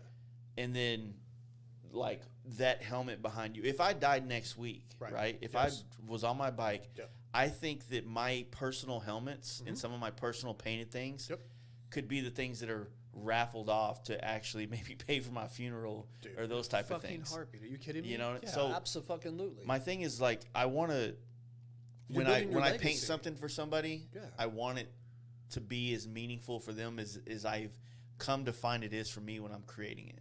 Absolutely. You know? It's very well spoken. Yeah, And so that's exactly what's going to happen. when people are like, hey, man, would you paint this bike for a raffle? I'm like, man, like, no. like, If you had to, for exposure, but you're not. I don't you need don't to, need exposure. but And I that's don't- what I said to you when I first walked in. I'm like, hey, motherfucker, you got to paint a helmet for me. And you're like, Yeah. yeah. I'm like, I know, but I want to have a helmet from you someday Yeah. too. I mean, everybody does, dude. It's fucking rad, dude. So, but you and I are boys, and we'll get to that. But I feel you on that. I think you definitely have a legacy. I say the same thing too, man. If I was to go away tomorrow, I think what's fucking cool is that people would be like, hey, man, do you remember that company with all the fucking colors and like the funny Yeah. names and shit like that? We did it. We got to put our little thumbprint in this art world. Yeah. So if I got to go be a Walmart greeter for the rest of my life right now, or if I got to go fucking whatever, sit on the corner and play guitar and put out the guitar case, dude, I did it. Yeah. I did it. Like, I stopped trying to like go, man, when am I gonna make my mark, and when am I gonna do that? Fuck that. Don't think that way. Like, it's just, you did it. I mean, you got a legacy already built. Like, I think people would freak out if you're not going anywhere. You got a long life ahead of you. But if Yeah. you did drop dead in 5 minutes or whatever, or me too, would people respect you? Would they say Jace was a gentleman? Was he a kind man? Was this guy? Yeah, they would. They would. They would be like, hey, you know what? And you can't. I don't know. I mean, I think that to have industry respect, you got it. I would want people to understand that, I struggle with that. You know, hell, me and my brother was getting into it yesterday about some things, but it's really hard to navigate this life. And you, anytime you're around people that are passionate about something, like I'm very passionate about everything I do. Ditto. So I'm fucking cutthroat. Yep. In a sense, like I don't know if that's the right word to use, but You're not going out I'm there very dicking people over. I'm not. No, I don't fuck anybody over. No, but I'm not nice. Right. You know, like I remember You stand your ground. We were at bike night last week, and my wife went with me, and some dude was, you know, kind of, I wouldn't say nerding out, but he was hanging out, talking like just to me. Sure. But he literally started off like saying like excuses about, oh man, I really want to do what you do, man. I just, you know, I only get 2 days off a week. I was like, so do something in 2 days. Do it. Yeah. And he's like, then he immediately gave me an excuse. Yeah. I gave him an alternative. Right. And then he said something else. I checked the fuck out. And I just was like, dude, quit bitching. Yeah, I checked it. Like I that. checked out. That's something mean. Like my wife's like, that was kind of mean. I was like, I'm sorry, I don't have time. Yeah, you don't. To It's frustrating. sympathize with everybody and their fucking excuses in life. Don't do that. You know what I mean? You're It's driving like, yourself fucking. I say that, but then I fucking do it too. He's I mean, probably yeah, like, oh, well, Jason's an asshole to me. No, I was he's like, not why? an Because asshole. I wasn't like feeding into your I'm laziness. not your fucking psychologist. It's like, dude, I'm not do going to it. sit there and try to like I said earlier, like, you know, sit there and try to kickstart your motor. Fuck that, man. If you don't, you know, you can't polish a turd. And I think you can't change that about certain people. I think the more and more I thought about it, just even on this trip and being in the car for so long and stuff like that, I've always been motivated. You're never going to stop me from being motivated. Yeah. I'm going to be fucking hustling 24/7. I'm going to constantly grind, constantly do that. So then I look back on myself and I'm like, wow, okay, cool. I've always taken care of myself. Done it for years. I'm at a point, you know, I've done great. I don't know, man. I'm just going to keep on enjoying the life. So now I'm just like, okay, you know what? Fuck yeah. Let's have a great life and keep on just embracing it. New colors. Let's come out with new shit. Let's just have a blast, man. It's fun. Mm-hmm. It's good times, you know? But I think you and I both do that because we're very analytical that way, where we're like, all right, well, what are we going to do next? How are we going to do this? And how are we going to do this? How are we going to do that? It's a grind. It grinds on me, dude. It grinds on me every fucking day. It's where I think it's good for you to get on your bike and just take off and go ride, vice versa, and just unwind or come in here and draw and try to check out of that. Well, when you get around certain people that kind of, but those negative people like that, they're like, oh, hey, dude, dude. Yeah, it's not that he was get the fuck away negative. from me. It's not that he was negative. I Those just guys think that are his poison. perspective was off. Like everybody that, I don't want to generalize that big. I just want to say that a lot of people see what I'm doing on riding a bike cross country, or they see this and they want it, but then they look at all their obstacles in life. Right. And you also got to ask yourself, all right, I have 2 kids. Yep. One of them is grown. The other one is old, and he does not live with me. If my son lived with me, I would not be able to do what I do, 100%. No. It Time-wise. wouldn't be in my cards. Yeah. Right? Yeah, ditto. But the circumstances of the way my life is set up and the way I've kind of set it up, is to be able to travel a lot. Like, I don't take any motorcycles, like paint motorcycles. I don't do it between April and October. Sure. I know that I'm doing some, Right. but I don't accept them. Like, if they're here, it's because it was here before. It was something scheduled before. For sure. That's That smart. way, I'm not stuck here. Right. When it's fucking perfect weather across the country, you can bounce. I can jump and Fuck yeah. ride and go do all these things that I want to do that help keep me healthy mentally, Right. you know? But I know everybody can't do that. If you have a job, if you work for somebody, you have vacation time and you have, you know, maybe a 2 or 3 day weekend every once in a while. That's it. Yeah. But And I feel you. So this gentleman that came up to you was saying that he's only got 2 days off or whatever. I just think that it's like when Yellow Wolf, when you went on that ride with him and he came over and was like, what the fuck, who painted this? Yeah. Somebody who hustles and somebody who knows the grind. I mean, he wasn't Yellow Wolf forever. He had to Yeah. come up and get his thing there. I think people who hustle can appreciate other hustlers and other people who are very motivated and positive individuals. It's contagious. It's like if you see somebody just cracking up laughing, you start laughing. If Yeah. I'm positive and I'm like, fuck yeah, we're gonna have a blast tonight, I'm getting somebody's back up off the fucking wall. Let's go fucking party. Yeah. Dude, and I think life happens. I mean, I've almost, fucking died twice. I've been, in a coma and just had bad shit. So I'm like, fuck this shit. I'm not going to work corporate anymore. I'm not going to have 5 bosses. I'm not going to live in a foreign country. I'm not going to travel the world anymore in that aspect of it just for a job. I just want to have fun. So it's one of those things, man. I think it's just, I don't know, man. But I'm with you. I still grind on that. My wife and I are actually in the process right now of adopting a child. Mm-hmm. So I got to the point, I'm 47. My wife isn't too far behind. But we looked at it and I was like, who the fuck am I going to pass this company to? You know what I mean? I have nieces and nephews and stuff. Good luck with that too, yeah, because I kids know. don't want none of our shit anymore. Yeah, I know. They're like, my nephew's Dad, like. I'm into Fortnite, Yeah, not right. paint. Right, Fuck off. exactly. My nephew, exactly. He's like, you know what? If you were a video game developer or something, you can do that. I'm like, yeah, that's cool. But so I want to, but I think regardless, being a parent's got to be amazing. It's something that I definitely want to pass on to and go that route. It's time, man. I mean, I think there's more important stuff than just the daily grind. And I think you're smart about that You said something kind of funny there because, like I said, I never considered like passing on this business to my family or my kids, right? Right. Because I never really looked at it like I don't look at it as like the Fast Life Garage is not a business, right? It's not 5 employees downstairs running this and doing this. It's literally a man cave that I walk into every day, and one day I'm picking up a wrench, one day I'm turning on a camera, Yep. and one day I'm picking up an airbrush. Right. There's nobody else here. Yep. So there's nothing to give to anybody else. I mean, I can share my skills if my son likes it or my daughter wants to get into it, but Right. Yeah. I don't know. You're not a production shop. Right? Yeah, Exactly. I don't have a company per se to give. I don't have a brand name. You have a brand. You're definitely You know? branded. I would say that if your son, when he gets to a point of his life or whatever he's into, and if he wants to transfer over into this, that you would be like, oh, I got you. You know what really helped? Like my son is like most kids his age, 10 years old. Mm-hmm. He's been living with YouTube for a long time, right? He loves it. Yeah. When I built this studio, he actually started to want to be here at the shop. Nice. Because he looks at these cameras, he looks at this shit, he looks at this TV, Yeah. and the fact that we can pick up a PlayStation and play here. And he's like, this is cool, Dad. Oh, yeah. You know, like, Dude, that's it's huge. It's something that he can identify with. Heck 'cause yeah. He doesn't mind riding the bike, but he doesn't look at the bike like, I want to build one of those. So he wasn't into bikes. For me, he's I was not. like, we grew up in ATCs. Yeah. So the minute I could fucking ride an ATC, and my dad used to like sit me in his lap and we'd ride around the block or whatever. But the minute I had it, we had the lawnmower, you pull the motor. But the minute I had that, man, that freedom, I wanted to grow up so bad that I would steal his car. I took his car when I was 14, 15, all the time. Just took it.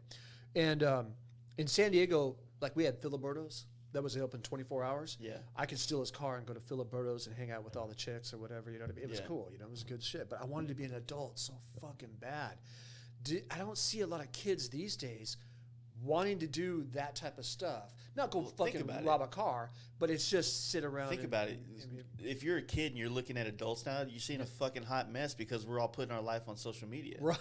So That's you're true, 15 years old looking at the 23-year-old wreck, Right. you know, Yeah. of a life that everybody else has. Like, there's probably not a lot.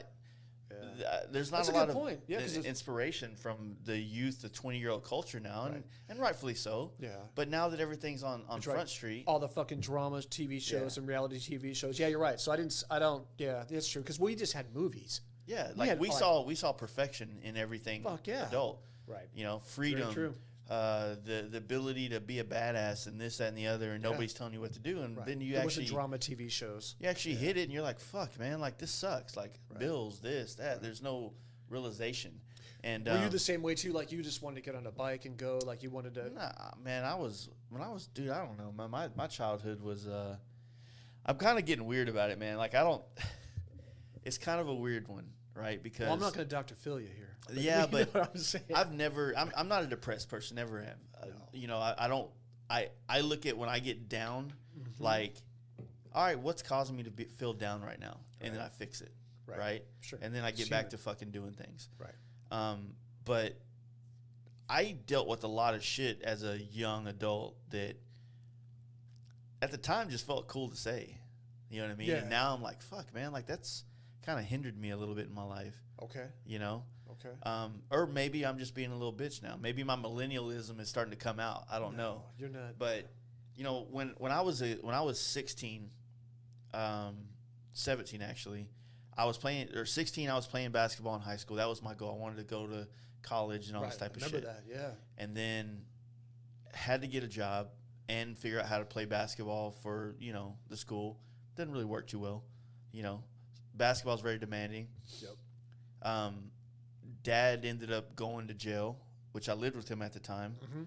Mom was trying to figure out her life. She ended up catching a felony. Yep. Next thing you know, mom's living at her mom's house. Dad goes to jail. Yep. I got to figure out. I'm 17. I work at Kohl's in the department. You have to go see your mom in a yard. Not have to go see my mom, but you know, she just caught a felony, but didn't go to jail. Okay. You know what I mean? She So, wasn't. Okay. you know, I was 10th grade going to 11th grade, and I had an apartment, and I moved out worked- too. yeah, I any worked- of my other yeah. friends. Right. Yep. but I didn't, you know, like I didn't grow up in an era where like kids like roommated together. I never experienced that. You know yeah, what I mean? me Like, neither. I was always going solo. Yeah. so I had a fucking apartment, and you know, and I had to quit playing basketball. I had to go work, and then I started focusing heavily on like, what am I gonna do for a living? You know, and that's when architecture came in. for sure. Got a job in an architectural firm. Yep. I would go to. I ended up doing well enough in that job that I was able to quit Kohl's, and I literally worked at the architectural firm. I went there at 1 p.m. every day after, because I had the early release at school. Oh yeah, yeah. And I worked till usually 9 o'clock at night because I was running blueprints through the thing. Sure. And wow, that's cool. and so basically that was my job, but I had an apartment, and then Right. I went to school, Yep. and then you know, like I managed all this shit, and so I didn't really have I wouldn't say I didn't have a childhood, but I didn't get to go to homecoming. I didn't get to do that type of shit and just be a wild free kid. right, You know what I mean? Right. Yeah. Um, I was just kind of the same way. Like I grew up in the punk rock scene, so Yeah. like going to see bands was my main thing. But my buddy, we would steal his dad's motorcycle, push it out, start it up down the street so he didn't hear it. But back then, you could buy cigarettes out of a vending machine, like the bowling alleys. So we thought we would just be cool, smoking cigarettes, going to punk shows. You could pay $5 and see all these bands, and it was life, man. It was fucking amazing. But I always wanted to have a motorcycle. I always wanted to be able to have my own bike, have my own thing, and that was the big thing. The day when I first bought a Harley, I was like, "Oh shit, I made it! I got $25,000 a year. Fuck yeah, Mom, I'm gonna take care of you. I'm taking care of you, Mom. You Yeah. don't have to work anymore. You know, like fuck, I got you, you know, or whatever." And I heard this comedian say that the other day that he was in the Navy and he made all this money or whatever. He was like 25 grand and he was calling his mom, being like, you know, "I got you. You're going to take care of you." It's funny what we think of on those levels, but I wanted to grow up so fucking bad. My mom became homeless and my dad, he just fucked off or whatever. But I ended up taking care of him right before he passed away, and that was really cool that I got to spend like 7 years with him. And you know, I worked hard enough to where I could buy him a nice sports car, and we were able to go to the basketball games, the baseball games, and his favorite car was a Corvette, so I was able to do that.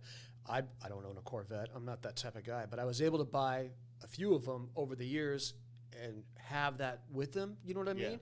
And to do that, and I was like, fuck yeah, dude, I did it. Everybody was like, "Dude, the fuck you doing, man? Like, you're not that type of, you're dog and truck type of guy. And that's what I have now is just a truck and a dog and my wife. But the more I get older, that I'm like, man, I wish I would have had a kid. I mean, I had plenty of opportunity. It's scary though, man. But it is scary. But now we're going through all this like interviews and process and stuff, and they're like, "Oh wow, you've got like the perfect application. Like, pick a kid." And I'm like, "Well, I don't want to. I don't want to do that. Like, I want a child that's going to need us and who's going to want to, needs a nice upbringing, whatever." And then I feel like no matter how you paint that picture, Yeah. it's still like you're going to the SPCA and looking at kids in a glass case. Right. It's weird, man. They're like, well, what age group do you want, Brian? And I'm like, I don't really fucking care. I just want a child who really needs a home. And they're like, yeah, but that's everybody. Okay, so now do you want a black kid? Do you want a Mexican kid? Do you want an Asian kid? Do you want this? And I'm like, dude, I don't care about any. Bring it, whatever. And so my wife is like, are we buying a kid today? I'm like, I don't know. Did we get our background checks approved? So background checks approved. They come through. They did the whole process. So now we're going to start doing some more interviewing with the kids, and it's a whole process that they bring you through it. But I'm not going to get religious on you. I don't care what religion you are in this world. Yeah. I just think that there's more to life than the daily listening to people complain, listening to all this shit. I think it's better if we just get on our stuff and go out. Like this whole trip that I've done now has been like so therapeutic. Just driving and thinking is a great fucking thing, man. I know you call me like the Dr. Phil of the paint world because every motherfucker calls me. They're like, oh, hey, well, this guy didn't fucking like my picture today, and this guy hates me, and he's using this product, and da-da-da. I'm like, yeah, I'll talk to you, and I'll console you. But the older I get, man, I've got to be able to, at least try to pass down some knowledge and hopefully raise a human being that is in need or that wants to be around. And who knows, man, my kid might steal my motorcycle or my car or whatever, you know what I mean? And payback's a bitch. I understand it. So, but your kids are solid, dude. Like you I mean, they're how the pretty, fuck did that happen? I don't know. Right? I grew up with my daughter. Yeah. Right? She's such a So, sweetheart. Yeah. I grew up with her, and then the last 10 years, almost 10 years now, last 8 years, she stayed with her mom. So her mom definitely is a big part of why she's so good. My son's completely been with his mom forever, and he's a good kid. Yeah, but the world we live in is crazy, and his mom has different ideas of how parenting should be than I do. Do you guys get along? I get along because in the world of being a male, you don't really have a say in any of this kid raising shit unless you're married. Gotcha. Okay. Or you go into court and fight it. And my whole perspective is I want my kid to have two parents that are well off. Totally. Not one that's beating the other one down. Yeah, don't do that. Yeah. Because that doesn't do anything but fuck the kid up later on because he has one good parent and one struggling. They're sponges. And having kids, man, like if you're the dude on the end, you could really find yourself in a very fucked up position, almost like being in prison with the financial burden of child support and the way that works, right? Yeah. But meanwhile, if I just stay with the bitch, I can have no job and no absolutely do nothing, and I don't get put on child support. But I go try to start a new life because our life didn't work out together. Right.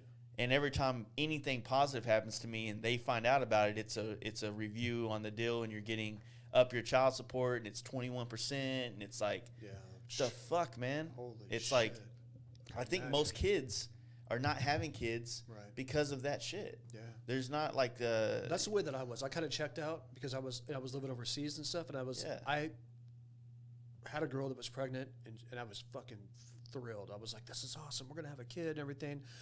And, she decided another route. And when I came back to the States, she told me, she was like, hey, by the way, we're not having a kid anymore. And I was like, what the fuck? I've got a job. I have a corporate job. I'm making fine living. I'm busting my ass over here. But I think it's just different situations on that. But I agree. You have to have a platform. There's no doubt about it. My childhood, nobody's childhood was ever fucking perfect. If you say that, then maybe if you did, then high five. But I want to do it the best that I can. And I think, I don't know, man. I mean, I don't want to, there's no way I could have a kid right now. They'd be like, hey, who's your grandpa? You know what I mean? At their high school graduation. But I'll still be that way in a sense of it. But I'm just like, you know what? Fuck all this shit. I want to have a kid. I want to be able to enjoy just helping them. And I think You're probably in the best position in life because I didn't now you know, like more of a better position. when you hit your 40s is probably when you're more financially I have a stable. platform. Yeah. And like having a kid, you can literally give that kid more than you ever could have in your 20s, But right? when I was a tattoo artist, I lived behind the people are like, Jesus, you are in that tattoo shop from 10 in the morning until 2 a.m. every day. I'm here. You can see me. You drive by the window. Where's Brian? He's right So there. then tatting. the selfish thing is like now Time. that you're actually in a much more, you get to enjoy the fruits of your labor in the Right. last 20 years of your life, and now you're raising a kid and dealing with some kid that like is ungrateful and doesn't think Yeah. you're relative They're gonna be. irrelevant anymore and blah Yep. blah blah. It's like Right. I don't sign up for this bullshit. Like Right. I'm supposed to be enjoying my later years in life and Yeah. going on trips with my wife, and Right. now I got this little faggot ass kid in here. You know what I mean? Right. Yeah, it's got to be a balance, but man, I don't know. It's got to be amazing though, having a little version of you running around. It's dude, it It's is gotta be amazing, but yeah. it's, but I get you. It's amount of stress. It's just, Yeah. man, like not that I not saying like if you have kids, awesome, but like, Right. like no matter what, I hope my Are you daughter trying to tell me doesn't to not go out and buy a kid? Is that what you're saying? No. It's just a weird one, man. Like It is. It's got to be. Dude, life is fucking weird. I mean, it's what you, like I said, it's what we're going to make out of every day. okay, check this out, right? Yep. So let's just say my mom's generation, right? She was born in the early 60s. So that generation was her dad, my grandfather. Most people in his age group got a job and worked at a factory or they worked for a company. It was They processed. had a pension. They had Right. all this shit, Mm-hmm. and life was much more manageable. There was probably not as much entrepreneurship in that day and age as there is now. Right. Right? True. Now we're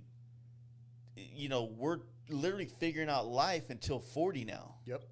When Still figuring it out. it felt like back in the day, you at 25, 26, You should have all platforms. you're on your way because you might have did college or you might have did a trade or you might have did Right. this, that, and the other. And Yeah. you're And on, I have respect for that. I mean, Yeah, that's it's cool to good. be very processed. But I'm digging this one. I'm digging this version a whole of a lot more. It's more to me, I feel like I feel more like I'm living my life more. Right. Like I don't really have those mundane, like every day the same routine, same thing. Like I'm working in a factory riveting a wing together or some shit, and I never see anything different than that. Fuck that. Every day is a different job for me, Right. or a different take on a job I'm doing. So, Right. So do you it- think you've inspired people? Like, because you meant, dude, I don't feel like I'm working a day in my life. And the thing is, like when I woke up even this morning, I was like, man, I hope I don't ever have to go just punch clock or whatever. I'll do it. Well, I'll do it in a heartbeat. I'll show you how it's done. I mean, Yeah. I'll bust ass and I'd be a really good employee. Yeah, I would. I'm always on But I time. also and- tell you, you're being a yeah. dumbass if you're my boss. Exactly. You know, it's I'm like- the same fucking way. I had 5 bosses when I was in corporate, and I'd go to their birthday parties, Christmas things. They would always invite me out. They were all into golf, and I was like, no, I'm not into golf. But I respect it. You know, whatever. I'll go with you guys and drink beer, smoke cigars. But having that respect, yeah. But the same thing, though, is fuck you, no ass kissing. I don't care what, because I'll go deliver pizzas. I'll go work at Walmart. Well, most people don't get to get a job where they're actually hired on because of their expertise in something. They always still have, they might be an expertise in like marketing, but then you have your boss is the head marketer. Totally. So now Yeah. you're giving him the ideas and he's taking credit and you're also taking the fall. Kind of like magazines. I'm so fucking sick of magazines, dude. I'm kind of glad, just to say it, I'm kind of glad we're out of the magazine thing. Or I miss slurs. them. What's that? I've loved magazines. Did you? Yeah. You just like it because it's tangible and you can read Yeah. it and see it from there? I like that It's part like a of trophy. it. Yeah, it is from that aspect of it. But Not I to don't know. say that it doesn't feel great, to be reposted by a paint huffer. No, But fuck yeah. dude, when you were, No. if you got your paint work in, a dub magazine for SEMA, even if Right. your name's not even on it, I did that. Okay, well here, let me spin this. What I was sick of was looking at an airbrush magazine. I won't say what companies, but seeing fucking ads, get away, and not seeing as much content. Yeah. Okay, the content is fucking high five. If you get your spread in the magazine, you get it on the cover. Yeah. Oh, dude, who doesn't love that? That's cool. My part of the magazines was just all the counterfeit bullshit. hey, we're this type of magazine, but we're really not. We want you Yeah. to spend money to come to Las Vegas and really. Well, that's because the industry is so small, and they had to put more. They had to put more advertisements in there to cover the cost of the magazine to be distributed. Of course. So, but then you get bigger companies like even Hot Bike when it got to the point where Mm-hmm. you had they got thick full of ads. That's because it's a bigger corporation behind it. Yeah, it's suffering. And that's why I love things. No, like, I get it. I mean, I know. like the show classes or the stag mags. These other ones that they're motorcycle based, but I wrote for show class. yeah, they're more crowdfunded more than they are. I love that fucking like the Underground Mags, Gnarly Magazine. I've seen Yeah. this Gnarly Mag on there. High five. Yeah. I'm talking about the saturated, the old Prime Media type shit that was just out there that just became too much, and they don't even care about the industry. All they're caring about is the almighty dollar. There's no love interest. They're just in it. It's the dollar. It's a dollar. So I think that checks out. If you have something like Show Class, or if you have Dice Magazine, I fucking loved it. I still have my subscription to Dice Magazine. I love getting those. That's a whole different thing. I think Jesse James had a magazine for a while too, and I thought that was really fucking cool. I'm like, oh, okay, yeah, I love that. So I love having the tangible aspects of it going through. I even thought about doing a book of all of our artists and doing an annual hard copy book, go through the year and show all the badass stuff, and just have it there, do a write-up on people and have it. I still may do that because I love that idea. I love film. I love having documentation of it, and I don't know. I think it'd be cool to do that. I think it would mean a lot. People have a hardcover book. I don't like the way, when I say, so let me retract that. So when I say magazines, I don't like the counter fucking bullshit where you're just getting hit with an ad every page. I hope we can get away from that. But yeah, these underground magazines, I'll support them wholeheartedly. Yeah. Like I said, it would be cool to have those things in the paint world. It's just a small. When I first got into it, I don't know if you met Roundy. He's out there with Weiner and Bugs and those guys as well. Roundy and I were really good friends. He's my boy. But when I first started painting Huffer, that's what I was going to do, Huffer Mag. And I was going to start a magazine and do it. And I talked to Weiner, L. Weiner, and he had a magazine, or he still does have a magazine. I don't know how much he's doing it now. But it was fucking badass, and I couldn't wait for the next issue. Yeah. We grew up in that era. We would get a magazine in the mail or whatever. I get Thrasher magazine. Fuck, dude, I skated. I can't wait to see who's on the cover of Thrasher magazine. When it went from paper to all of a sudden to glossy stuff, I'm like, oh, fuck yeah, they're doing well. Like, they're increasing it. Yeah. So that type of stuff I love. I just hate the fake bullshit of it. Like, hey, man, we're going to show you pictures, but then we're going to saturate you with stupid bullshit. So that's where I kind of checked out. But well, advertisement is how... Unfortunately, it's how the bills get paid because all this. Let me ask you this: do you think Instagram and Facebook is going to get to a point where you're having to pay for your advertising? Because right now, I could go post 300 pictures tonight, free. Yeah, I mean, I think we're always going to have that because it's like the concept behind it is that you like this. Think about your page like a bike show or a car show, right? Absolutely. Your car in a car show is part of the content of why people come to the show. Yep. Right? Yep. So if I made it to where it's unobtainably ridiculous for you to be into the show, like you had to pay $1,500 to get your car in there? Yeah. Fuck no, dude, like why can't I just pay $30 like everybody else probably does? Right. You know, so you're the content that the people come to see that they are advertising off of. Dude, I'm so fucking like ecstatic when I have somebody who hits me up. Like even last night I had this guy hit me up and he's like, man, you posted my stuff. Oh my God, thank you. I'm like, dude, that makes my day. I'm like, you know what, man? High five, dude. Congratulations. You finally stopped, got off your ass, did something fucking badass. You know, if I'm your accolade on that, high five, dude. Yeah. That makes me feel amazing, man. So yeah, I feel you on that. I just hope that we're not going to get to a point where it's too... Well, the thing is that social media right now for a lot of us, it feels good. The dopamine hits of like getting likes, getting followers, blah, blah, blah. Sure, but everything...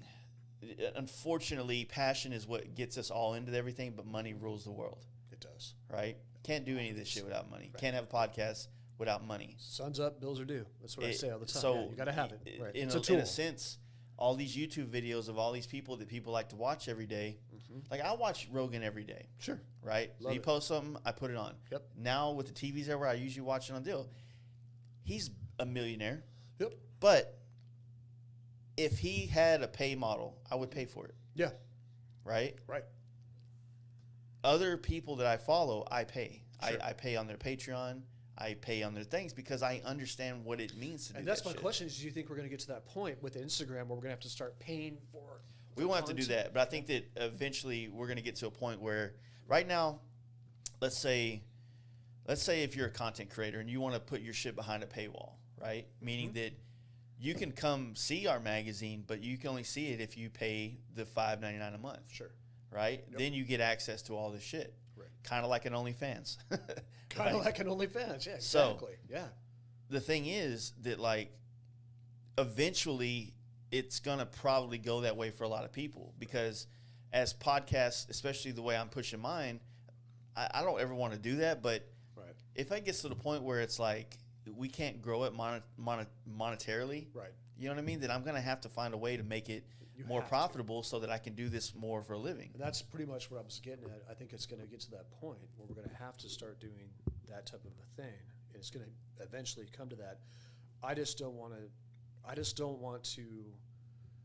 I mean, if somebody can't afford that $6 a month or $10 a month, I would hate to close the door on them. So it's like this thing in my head where I'm like, I hope it's free and people can always enjoy it. You don't have to come to a point where you ever have to do that. Maybe this is You an know? asshole I thing don't for me know. to say, but if you can't afford $6 a month on something, I'm not saying $6. you probably Right, don't need to be right. on social media. Yeah. You need to figure out your Right. life. Exactly. No, I feel you, man. I think people understand that they have to see all the calories that are burned behind the scenes. You know, all of a sudden when people start watching stuff or they see content or whatever, they think that's just so simple and we Yeah. make it so seamless and so easily. Dude, you know? I've been on the fence where what I would like to do with all of this is I would like to hire somebody to come in here and run the Run. producing, Nice. but also help create video content. What about both. Jesse? He doesn't have the video capabilities on. Oh, gotcha. You know what I mean? Yeah. It's not that he And couldn't learn. oh, It's he's just into that music though too. he's though. into music. Yeah. Yeah. He needs to focus on his music. Sure. You know, he's got one foot in wanting to be a painter, one foot in being a musician, and he's not giving Yeah, I 100% think to he either should- one. He needs to go all in on 100%. one side or the other. High five. You know what I mean? Yeah, totally. But I need the consistency. I need someone that can come do this, Mm-hmm. and I want it to be a point where the podcast can pay that person. Yes. You know what I mean? Exactly. And I think it might be close. I mean, like I said, we've been using the sponsorship money, the Patreon money to buy these cameras, buy this equipment, get to this point. Yep. And it should be like, okay, we're here now. Now I want to chill and just Right. collect some of this. There has to be the traction. I pay my employees really well. Yeah. And they're like, wow, you gave me another raise. You gave me another review like that. I'm huge on that in the come up. Like, if I'm coming up, you're coming up with me. I had a lot of respect for, there's a lot of blues musicians back in the day that would do that. They would pay their background band, and they pay them really well or they pay them really shitty. So there's James Brown, you know, he was known as paying him. He would treat him like shit, but he paid him well. So that's to where people were attracted and they wanted to stay on Yeah. and to stay with him. George Thorogood, he had his band, he paid him amazing. They stayed with him for 30 years. I'm the same way. If you want a job, you want to come up with me, I'm going to pay you really well because I don't want you to go away. I'm not paying you so much to where you're gonna take advantage of me. Well, that's fine a line. double-edged sword because put yourself in my shoes, Okay. right? I'm paying someone that, like, okay, no, a tattoo artist, Yep. right? You have to be able to, your value and worth is based on what you can produce here, Sure it is. not the fact that you're here. right. No. Yeah, you gotta Right? you gotta show so me. you, or you have to if you perform. if you are not on the level, Yeah, get 86 it. Yeah, don't do. Yeah. but you have potential, you get potential oh yeah, you could pay. walk. Right. I follow you. You know what I'm saying? Well, don't- yeah, you and I grew up that yeah. way. Yeah, we were so handed. you Yeah, don't- exactly. Yeah, you can't Yeah. just like Yeah. be, you know, like, because, okay, so I've been doing this for almost 20 years now, right?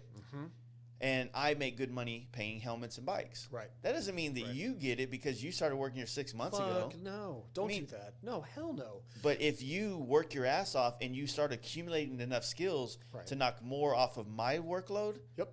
then you were worth more money. Absolutely. Yeah, you have to structure it that way. No, that's very well said. That's exactly. That's That is totally that you is think how about it. working class Yeah. America works. Totally. You know, if you want to go get a job where you know somebody, so you got a job and you half-ass it, like, I don't have, you can't fail here. Right. You know what I mean? Like, Well, to your own self, it'd be yourself not showing up or not whatever. Right. Yeah, well, a massive failure in a small business like this could be the end of the business. Mm-hmm. So if you want if you want to make the kind of money that where you're almost partner level making good money, or any of that shit, like, here's another thing. This is another concept, and I don't know if this is right, but this is a thought of mine. Oh yeah. Nobody that works for somebody ever wants to hear this, but the truth is that, like, if I hire you to work here and you want to make $900 a week, you want to take home $900 a week. Sure. Your $1,800 a week is my cost to have you. Right. Right. That's it. That is almost $8,000 a month. Okay. That means that you need to produce Have to. at least $10,000 to $15,000 a month. Yeah. To make sense to have. Otherwise, you shouldn't have a resource. Yeah. Yeah. It doesn't make sense. No. I follow you, and that's the way that it should be. With our company, like, even ramping up as fast as we have, even this year, coming up on top of it, what I'm getting at, I'll scale it according to their performance. It's a whole package, right? Their performance, if they're on time, if they show up, if they give the dedication and love, all that goes into there. But what I'm getting at too, though, is that instead of waiting another 6 months for a review, I'm often the type of employer that I'll walk in and be like, okay, now you're making this much an hour. And they're like, oh, whoa, what the fuck? And I'm like, yeah, keep going, because you're ramping me up. Yeah. You're working with me. You can't. So you don't have people. To stop you real quick. Yeah. I hire somebody to wet sand here, right? Okay.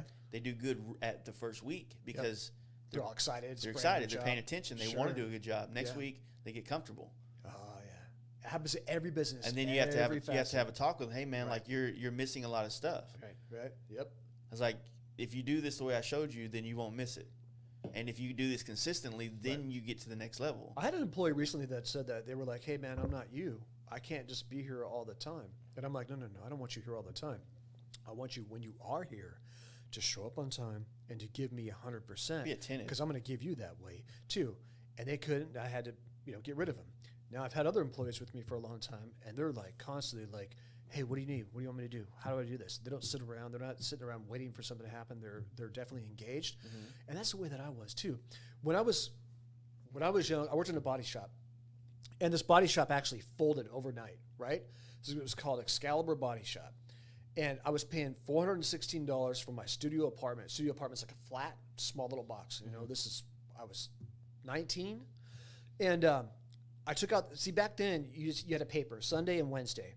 You have to go through there and you have to read everything and be like, okay, well, I found this thing. It said 4-color offset printer starting at $12 an hour. And I'm like, oh, fuck yeah, I got this. So what I did was I went to the library, checked out a book on 4-color offset printing. I took it into the foreman. This guy, his name was Dick Goldberg, went in to saw Dick in his office. And I'm like, hey, man, I don't know anything about printing, but I just went to the library. I checked out this book. I'm going to read it tonight. I need a job, man. The other company I was working for, this body shop, the guy was a douchebag, probably some coke head, fucking blowing it up his nose, folded. I'm out of a fucking job. And that's the worst fucking feeling in the world. My sister married one of my childhood friends, and he owned a shotcrete company, so pouring mud. Mm-hmm. He came to me that night, was like, I'll give you a job tomorrow morning, 5 a.m., I'm going to go pour concrete. I was like, oh, I'm all over this. I said, but wait, do me a favor. Let me go talk to this company tomorrow, this printing company, and see if I can get a job. I got the job. I was making $12 an hour, but then I was making $18 an hour overtime once I got past my 40. Yeah. Oh, I worked my fucking ass off. I worked it off so much that they were like, hey, you're going to be lead foreman of this job. Those are the type of things that you and I are. We're that type of people where we're going to figure it out. We're going to go in there.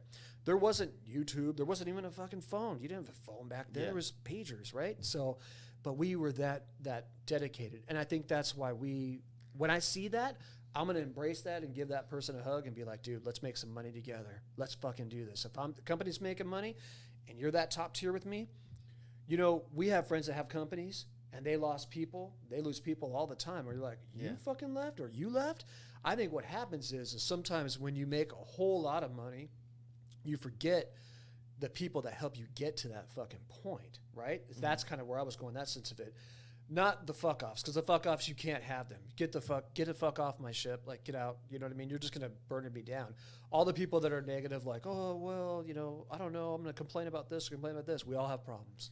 every fucking day. Yeah. I love it when I text you and you and I are like, I'll be there in 15 minutes. Okay, cool. Bam. Cookie, cutter, fucking process. You didn't know what I fucking went through today to get here. You didn't even see me fucking 15 minutes ago. Some dude almost ran into me. You know, I'm pissing him off. I'm like, fuck this shit, man. Fuck all this. You know what I mean? You didn't see the calories that I burned to get here. But it's not your fucking business. Yeah. I don't come in here griping about 30 things I could have this morning.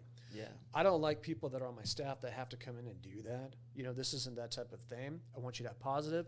Let's go make some fucking money and do this. If you get somebody in here controlling it in there, I see, dude, who wouldn't want to work here? You built this up. This is, dude, if I'm a fucking high school kid or fucking even a beginning to get into college, I want to have a job at Fast Life. There's no fucking A lot way. of people have always wanted it, but the thing is that like that job doesn't pay a lot of money. So what? But the thing You is still that get to fucking work? if that job right there and the YouTube started making a lot of money, then it would reflect in that. But Right. And I see you as a good employer. I don't see you. well, like, I mean, it depends on who you ask. Well, I'm hard. yeah, but I'm hard because well, you have to be. You know, I've my brother's dealt with. He doesn't like me much because of this, but the thing is, your brother likes you. But the thing is that at the end of the day, you know, it's like I've never had a big business, right? Right. It's not big. If someone works here, I look at it like this: like I do need someone to sand this bike, Yeah. but now that sanding that bike is costing me an extra. Let's just say I'm paying someone $500 a week, right? Not a lot of money, but Sure. it's an entry level job. Yeah. $500 a week. Right. That's $2,000 a month. Yep. What do I have that's worth sanding for $2,000 a month? I don't paint cars. I don't run that much volume. Yeah. You know what I mean? Yeah. No, I feel you. So, I feel you. and So then it's so like, okay. so if- it's a very niche job to have for well, somebody. you know, you look at it like this. Like, there's two things you said that I want to touch on: helping someone get to the top, and there's way different. There's a lot of perspectives in that, There is. right? So let's just say that you come here, you help me sand, or you sand, and I paint the bikes and go. Right. It helped me, Yeah. but then I paid you. Right. Therefore, Yeah. there's no like I owe you 10 No, years you don't from owe now. me shit. Exactly. You give me the foot in the door for my future professions so that I can say that I worked at Fast Life Garage, because that's going to hold the clout. That's going to hold the upper so echelon. The other aspect of this scenario is you sand for me.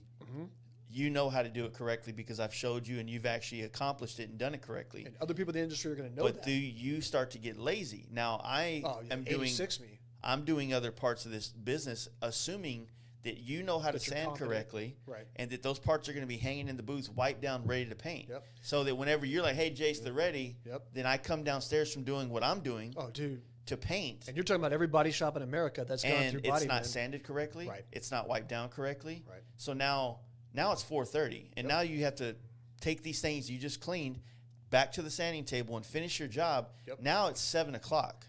Yep. Now you just like time is money in a body shop, Fuck yeah, it is.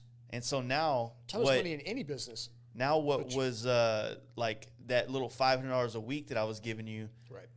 now it's costing me money. It is. You know what I mean? Yep. We have that too, because I've had employees that will ship stuff, and I'll have a customer call me and go, "Hey man, I got this order, but I also got this guy's order." I'm like, "Oh motherfucker, just keep it."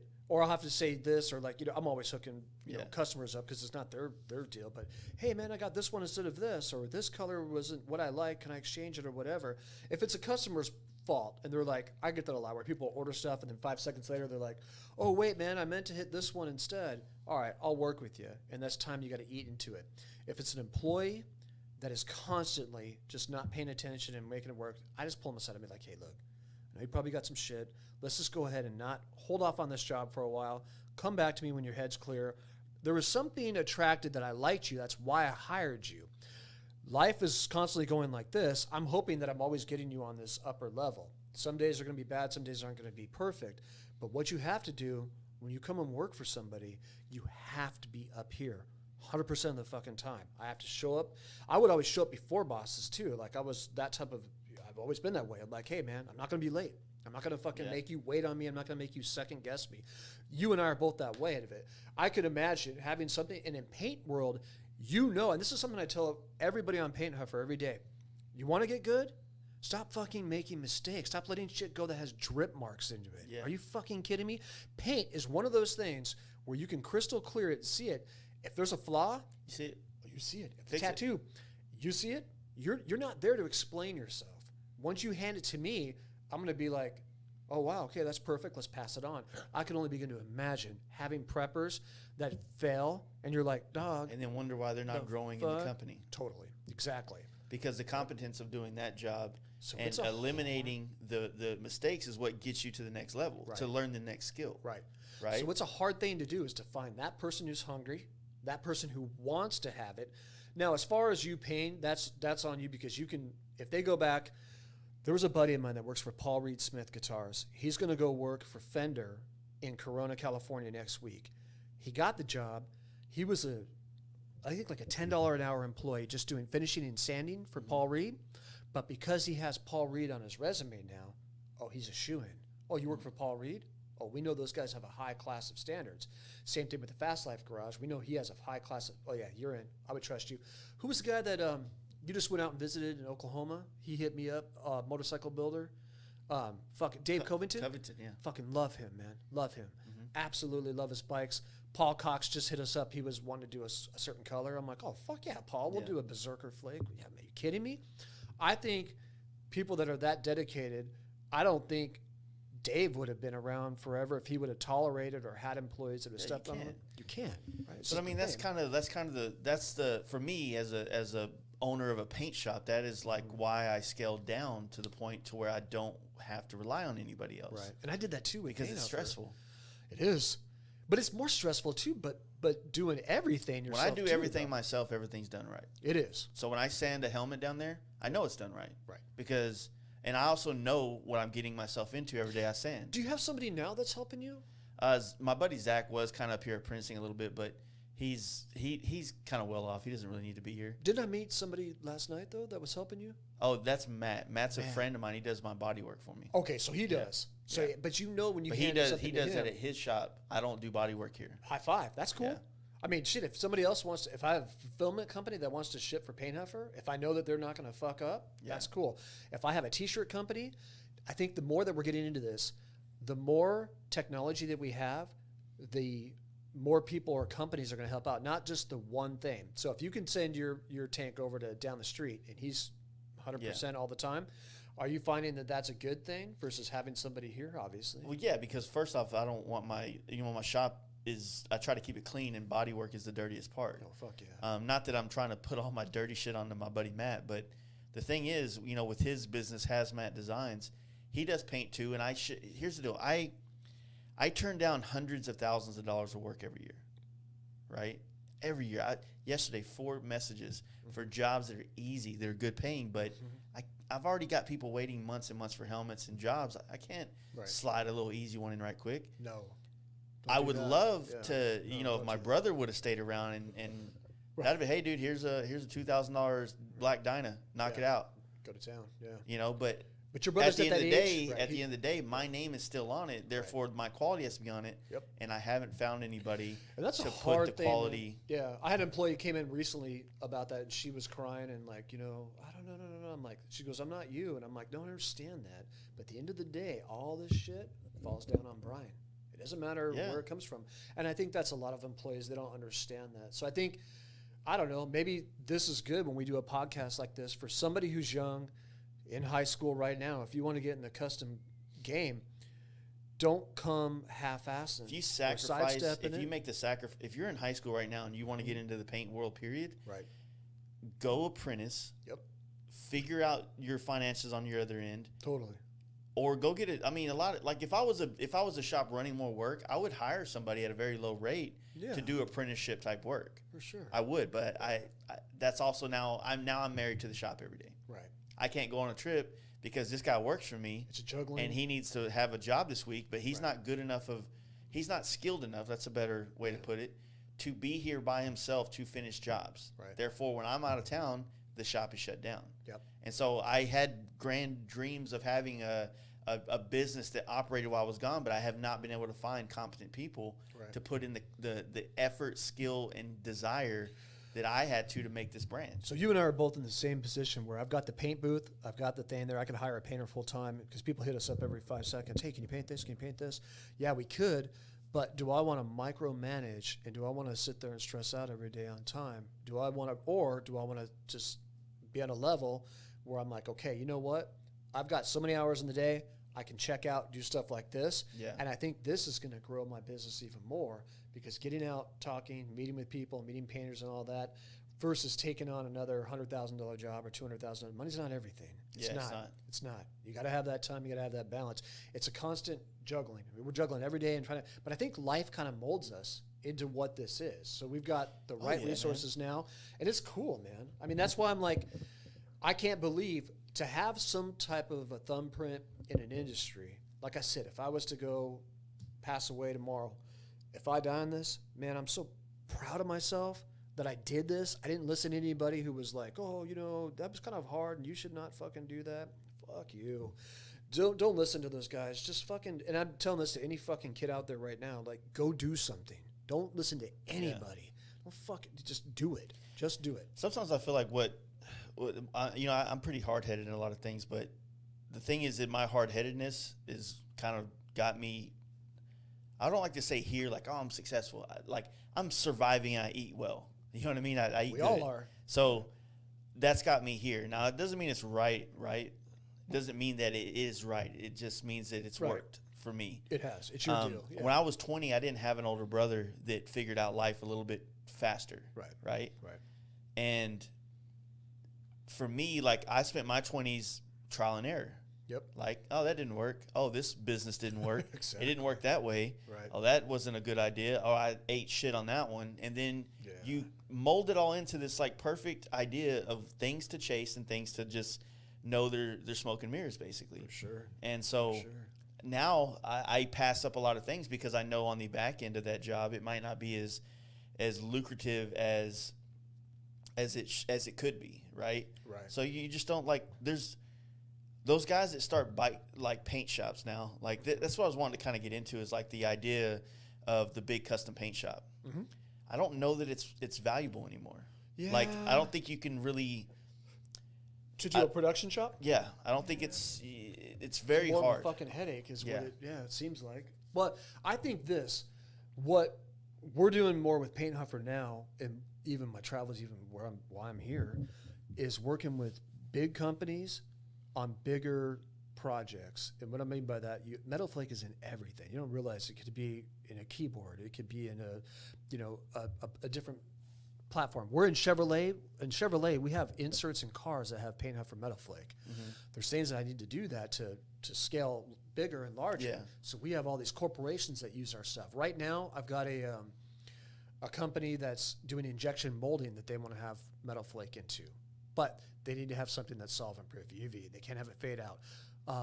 Carnival companies that build carnival rides, back when we all would go to out and stuff, they're huge into Metal Flake.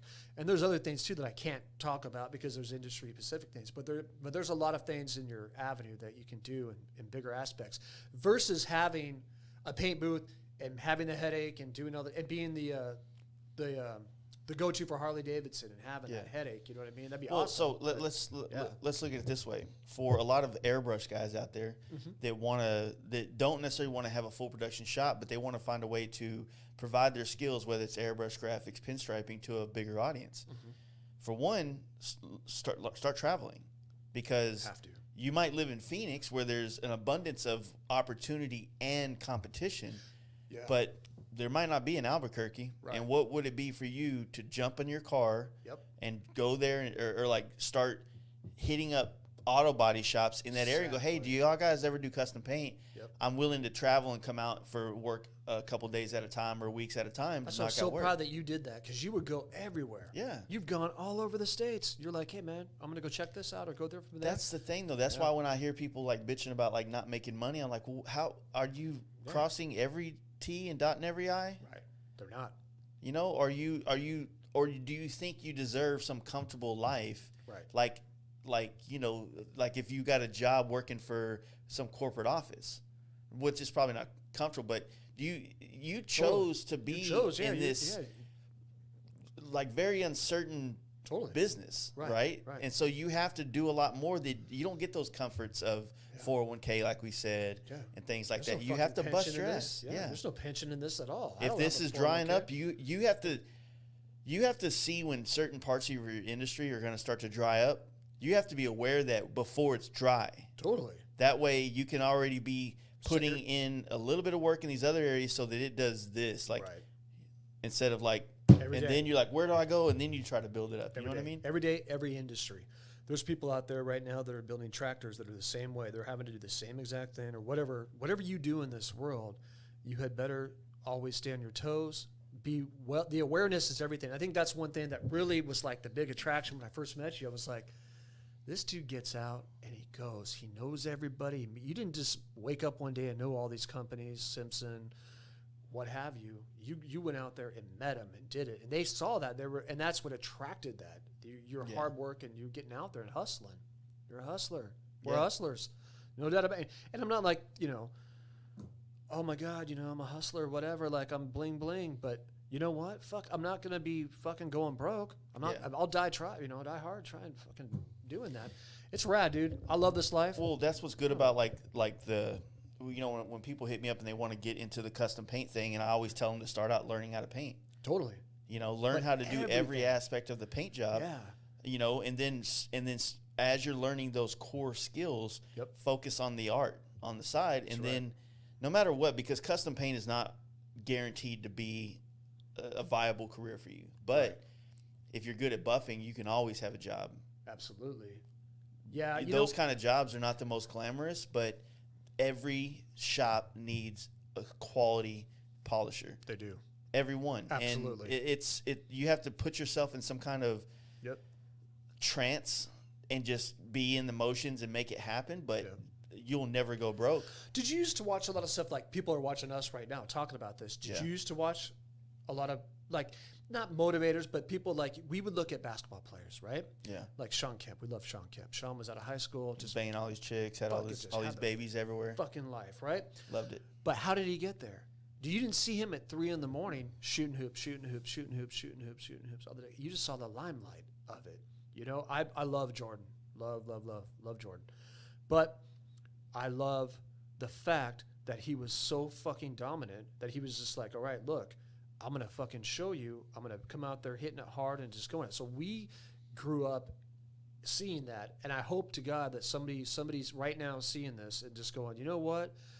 All right. Thanks, guys. I'm going to do this. I'm going to travel. I'm going to ask questions. I'm going to go learn. I'm going to be humble. That's one thing that you and I have seen. Have you seen that where this industry's forced some of those egos and attitudes to calm the fuck down a little bit? Because, man, when you and I first got into it, it was people, and you and I talked about somebody the other day, just egos and fucking attitudes. And I'm like, all right, man, somebody's going to be better than you in a few minutes. Watch. Yeah. And then it humbles them. You know what I mean? Yeah. So that's the thing. It's like, I think if you just stay true to yourself, don't be counterfeit, don't come off like you're the shit. If you do a couple paint jobs and then come at me with paint Huffer and be like, oh, what's up, dog? You didn't throw this up on your site. I used your flake. Yeah, you did. Keep going. I'm not putting it up yet, man. Yeah. If it's, I'm not going to put that up. I don't owe you shit, dude. But when they do it, and then they're like, holy fucking shit, thank you so much, man. Okay. That means the world to me. That's what you should have. I deal with that a lot. I feel like a lot of people want to be on the podcast that haven't quite made a mark yet. Right. They're listeners, and they want to be on that path, and they want to be – I think they want it for the wrong reasons. You know what I mean? And that's why I think that they've always struggled to – not that my podcast is like Rogan or anything like that, but just they want to be respected amongst their peers, and they just haven't done anything yet. Yeah. You know? Yep. But when it comes to like you were saying, like the motivation and shit, it's like I don't listen to motivational speakers, but I'm in tune. Yeah. You know? Right. And so like I'm constantly looking at angles and cause and effect and just how things work in the sense to where you notice, okay, like I tried to market this way or I tried to paint that way, and then I see the trends on social media going this way with paint jobs. Yep. So I need to learn it. Yep. You know, or like leaf.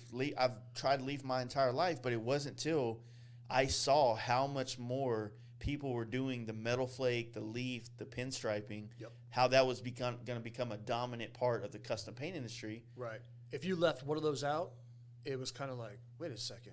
You The know only what I thing mean? that's not necessary in like what I would say the flake paint jobs that we do and you provide is airbrush. Right. Though those I learned to airbrush because we were doing these affliction bikes back in Right. the day. You were. And we were putting skulls and pirate themes and shit like that, and that's not popular anymore. It's not. So it's like it's good to have that skill, I think it's great. but I struggle with the fact that I spent so much of my life doing that Jordan shit, being up here till 2 a.m, Yep. 3 a.m, having an airbrush in my hand every day to learn how to do it. Totally. That now it's not even a big enough part of my business to where I could honestly get rid of it. Yeah. Oh, you're talking about the airbrush. Well, I think the talent part of it, because when you do a portrait, Lord of mercy, I've seen I some do the bad portraits, but at the same time, I can knock out 3 helmets without the portrait Yeah. and make more money and You put can. out more products. No, I'm just saying as far as an Yeah. artist, for like respect, when I look at that, okay, like I'm a portrait artist, like a tattoo portraits, Yeah. right? Portraits are one of those things, man, where you can either do it or you cannot. So Yeah. there's no, it's the same thing as with any of this industry. You're going to know if you didn't body work that correctly or if you didn't get to the next level, when you look at something, you're going to have that attraction. But see, at the same time, like sometimes for me with the portraits, it's like I'm bored with them now. Yeah, Like I haven't Yeah. really. right. I've gotten better. Hold Right. on. I've gotten better at them, but I have not evolved visually far past what I started doing with that Samuel Jackson one. When you look at a picture, that instant reaction. So what I would tell my employees too that worked in the tattoo shop with me, I would say this. Watch them when they get up from the chair and they walk over and they look in the mirror. That first millisecond when they look and they go, oh, wow.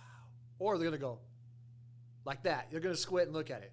When I look at your portraits, I knew immediately, I was like, oh, whoa, he did Yellow Wolf. Or, whoa, he did Sam Jackson. Oh, whoa. It's that attraction. Yeah. Instantly. That's what hits you. I fucking love that, dude. That's what it's all about right there. That's all your nights that you spent hard working, whether is. you were airbrushing the skulls or whatever. Dude, you got it.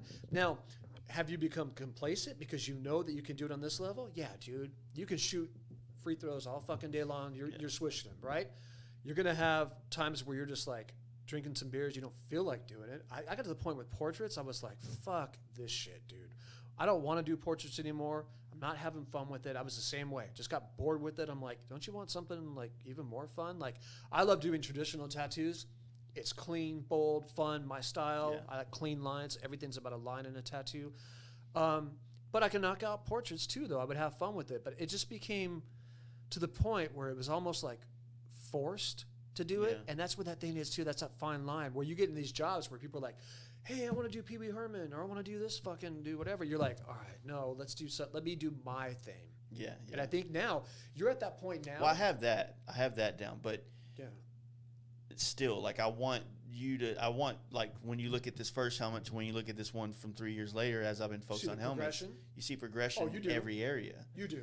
So with the I do. airbrush, like I haven't airbrushed in full color in probably 10 years. Okay. I lost.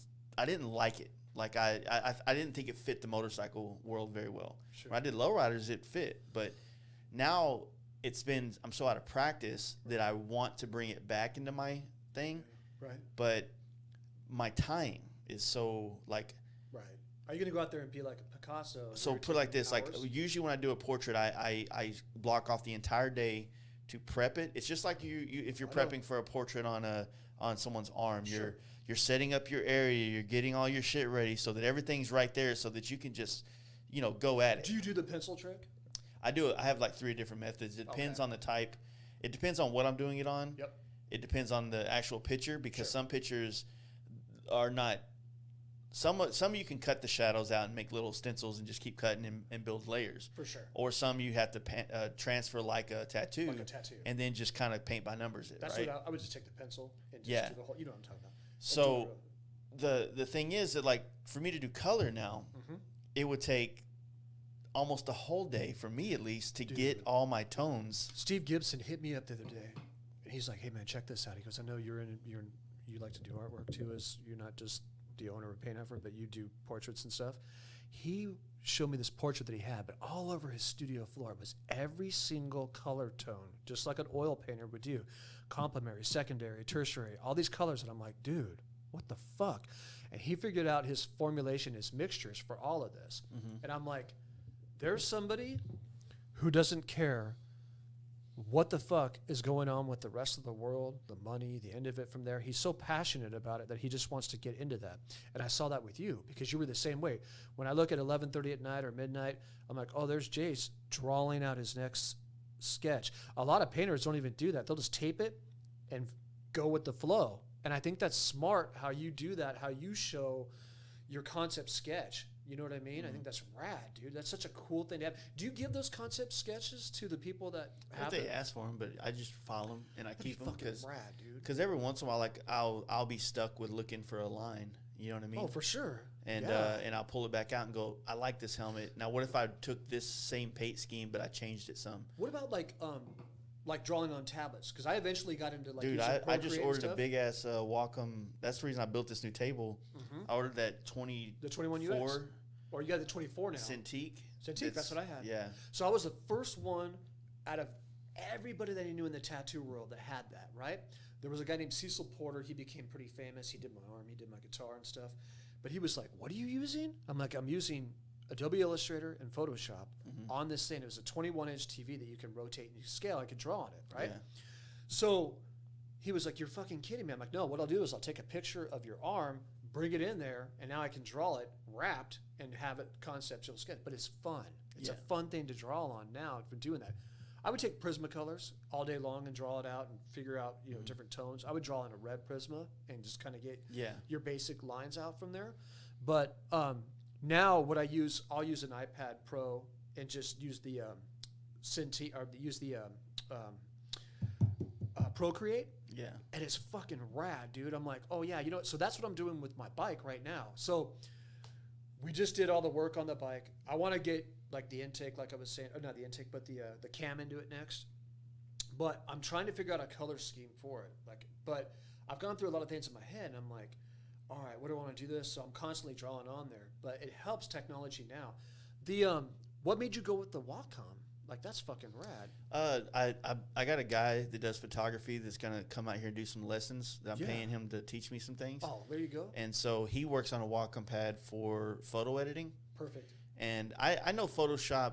I know how to navigate what I need to do with it. Yeah.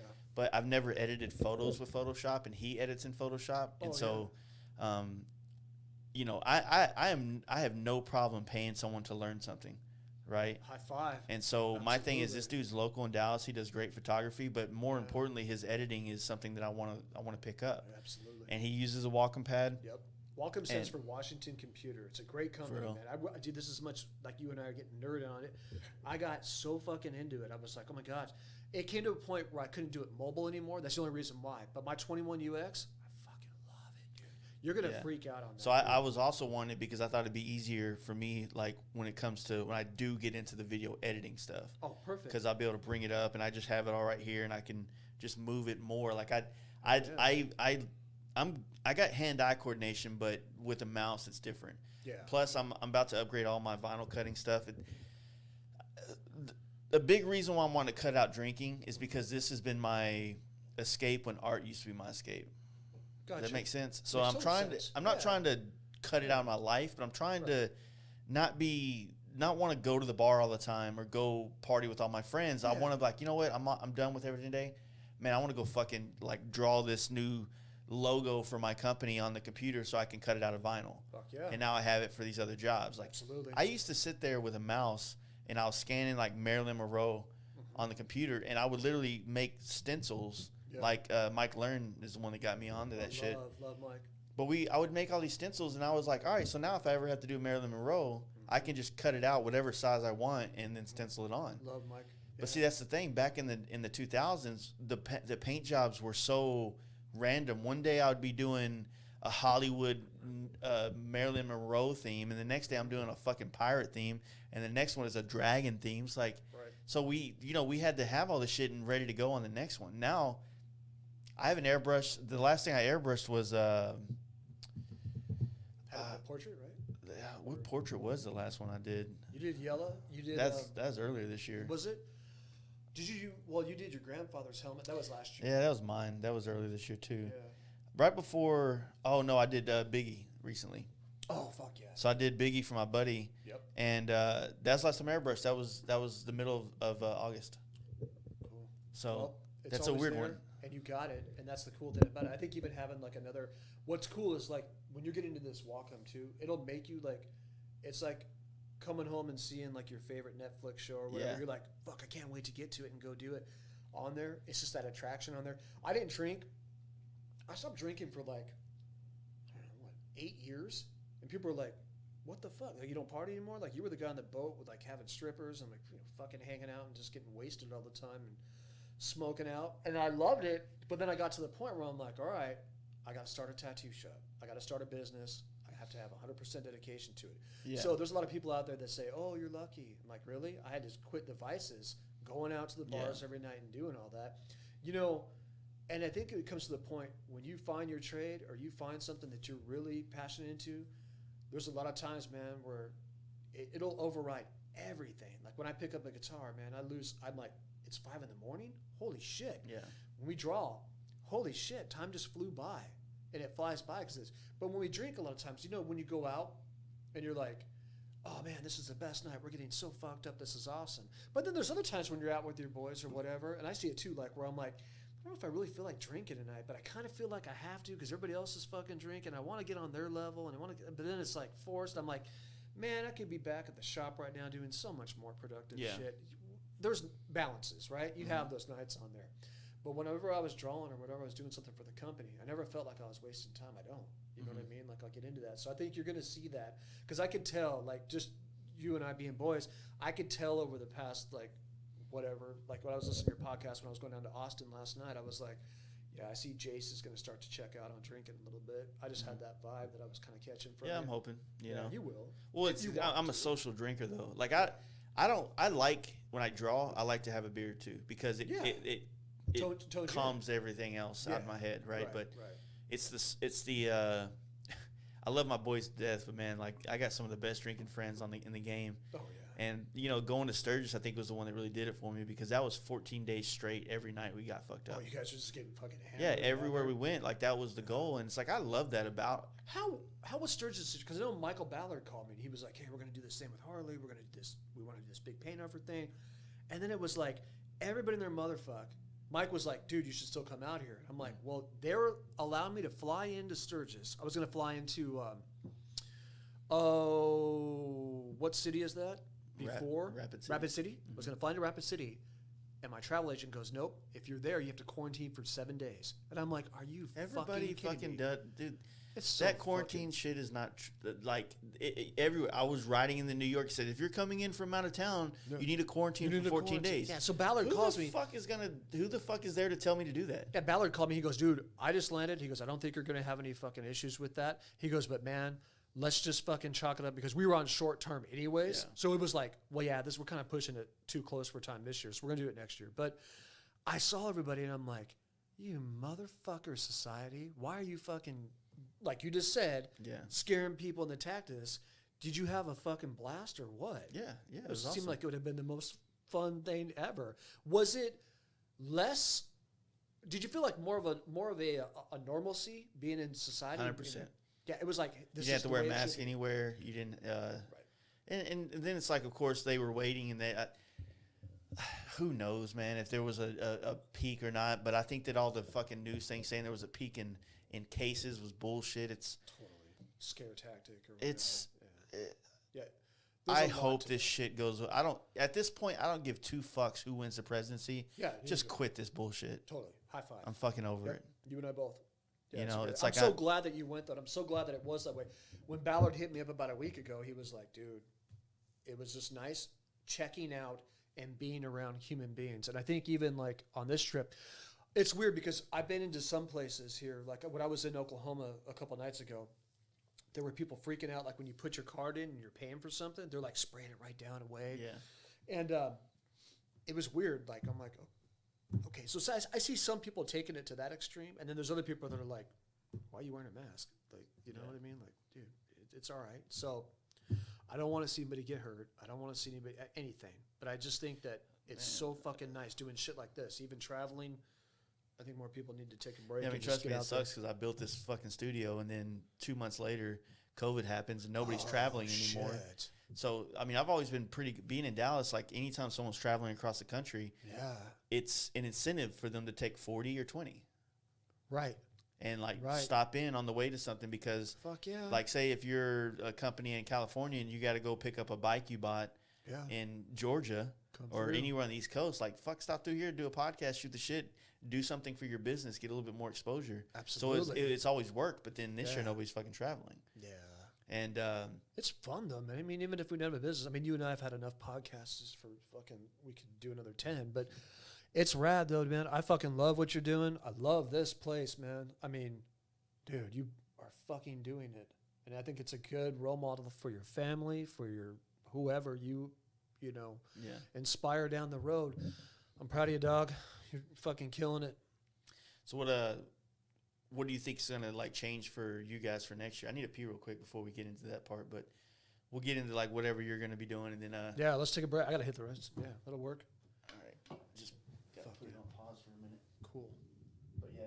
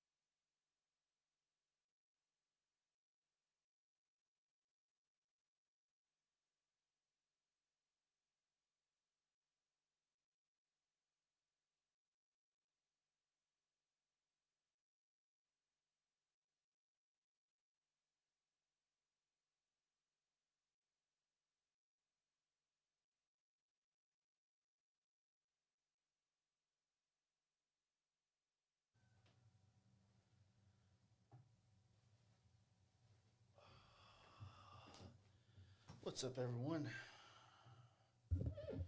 We're still here. We had to take a break.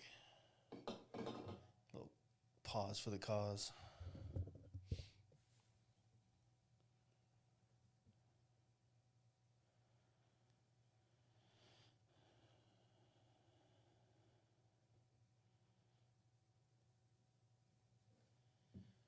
Craig, Dustin, MJK.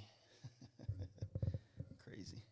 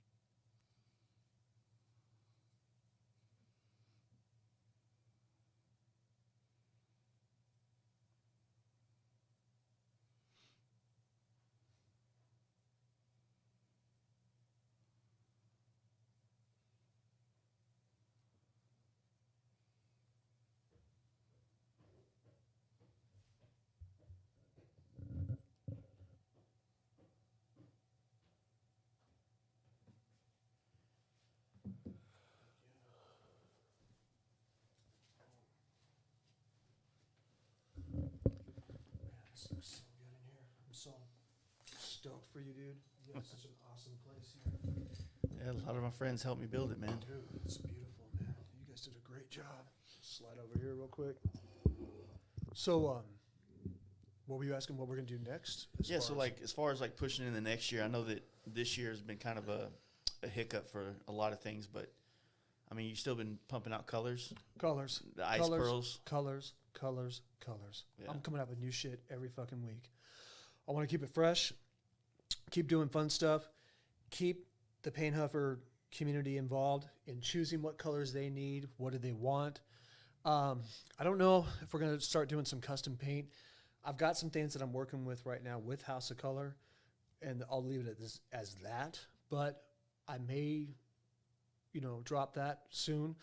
I don't know. It's just cool, man. I want to do more classes. We've got some more stuff that we're going to come up on the, with doing events. Eventually, hopefully, international travel will open up again, and we'll be able to do more of the live art shows. We're still going to do the live art stuff, but we've got the Dixon thing coming up as well.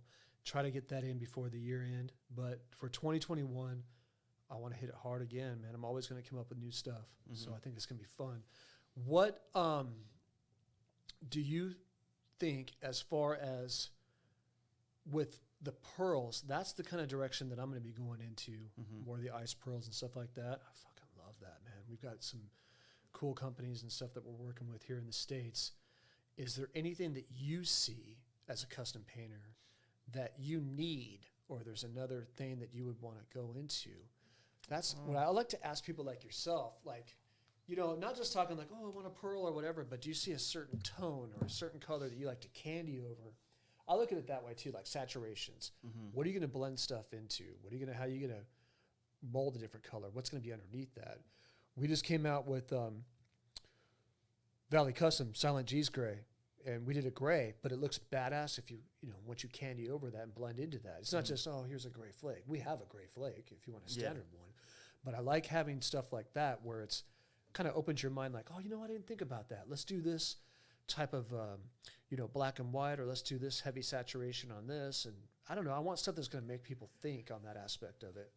So it's fun.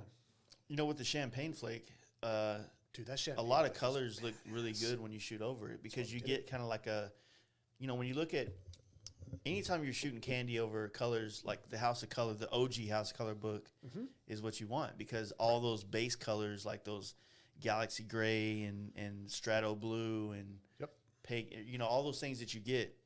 So when you have a flake that kind of mimics one of those base colors, it opens up the possibilities of flaked out candies. Exactly. Right? Instead of like, you only get the gold or the silver version of that UK, 2 or whatever the hell. Right. But then you get like things like champagne that's like in between silver and gold. So you get like another candy red that you don't really get. It's very... No, I'm with you. Yeah, totally. It's not that's a why massive we did it. difference. Yeah. But and I guess that's what I'm leading into now is I think our next one that we should do with you should be a pearl to complement your flake. Well, see, the pearl I wanted was, I didn't know you had the grape 8. That's my purple that I use on everything. Well, fuck Scott. Let's put your name on it. My name, right? We'll just put your name on it. Fast lap. Sorry, Scott. Yeah. So like right there on my helmet, that one. See how it has the lightning bolts on the side? That's it. That's it, man. That's it. Well, but the pearls are good, man. Like I use that gold pearl a lot. I use the white angel dust a lot. Now that I know that purple, that grape 8 is the purple that I used to use.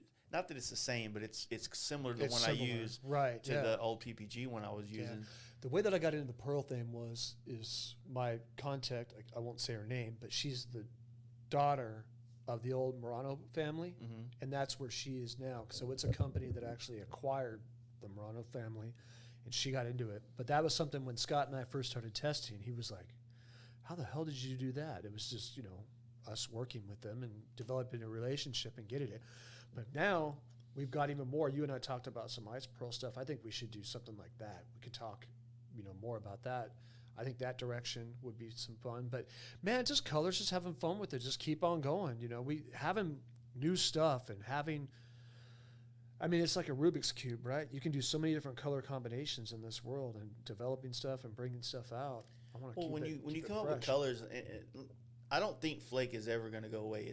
It's obviously never gone away since the beginning of custom paint. No, it'll always be around. you know, I think that like anything, it's been kind of saturated in everybody doing flaked out this, flaked out that. So Yes. having the pearls as an option to kind of give paint a different, like kind of its own trick, more or less, Yeah. rather than just being black or just being gray or whatever the case may be. Right. I mean, it just opens up the door. So like, Another thing too that we're starting to do is we're starting to get a lot of custom requests. So I Yeah. want to get to the point to that, so where people can call us. I had a guy call me the other day, and he's like, "Hey man, I need this, this, and this." I'm like, "Yeah, we can make it happen." Now, what they don't understand is behind the scenes, the factory has to cut an allotted amount. We have to go through. We have to color match. It's a whole process to make that polyethylene terephthalate film. There's a lot that goes behind the scenes. It's not just me calling up my manufacturer and going, "Hey, we need this color. Let's run this amount." There's, definitely due diligence that goes behind the scene. So if we can make it to where we're more of a custom factory where people can go, because we get that all the time. "Hey, can you color match this, or can you color match it?" I'm like, "Well, I have this color which will be close to it, but if you candy it," a lot of people don't even realize, like even the beginner painters, what candy does and toning, and you're working with toners and how you can make different effects. So I think that's where I would like to do that. The classes, when they come out, I want to show them enough to get them off the ground, and because we get so many questions on Paint Huffer every minute, like, "How do I do this? How do I do this?" So the next step, which you asked for 2021, we're hitting YouTube hard. So YouTube's gonna be the next thing.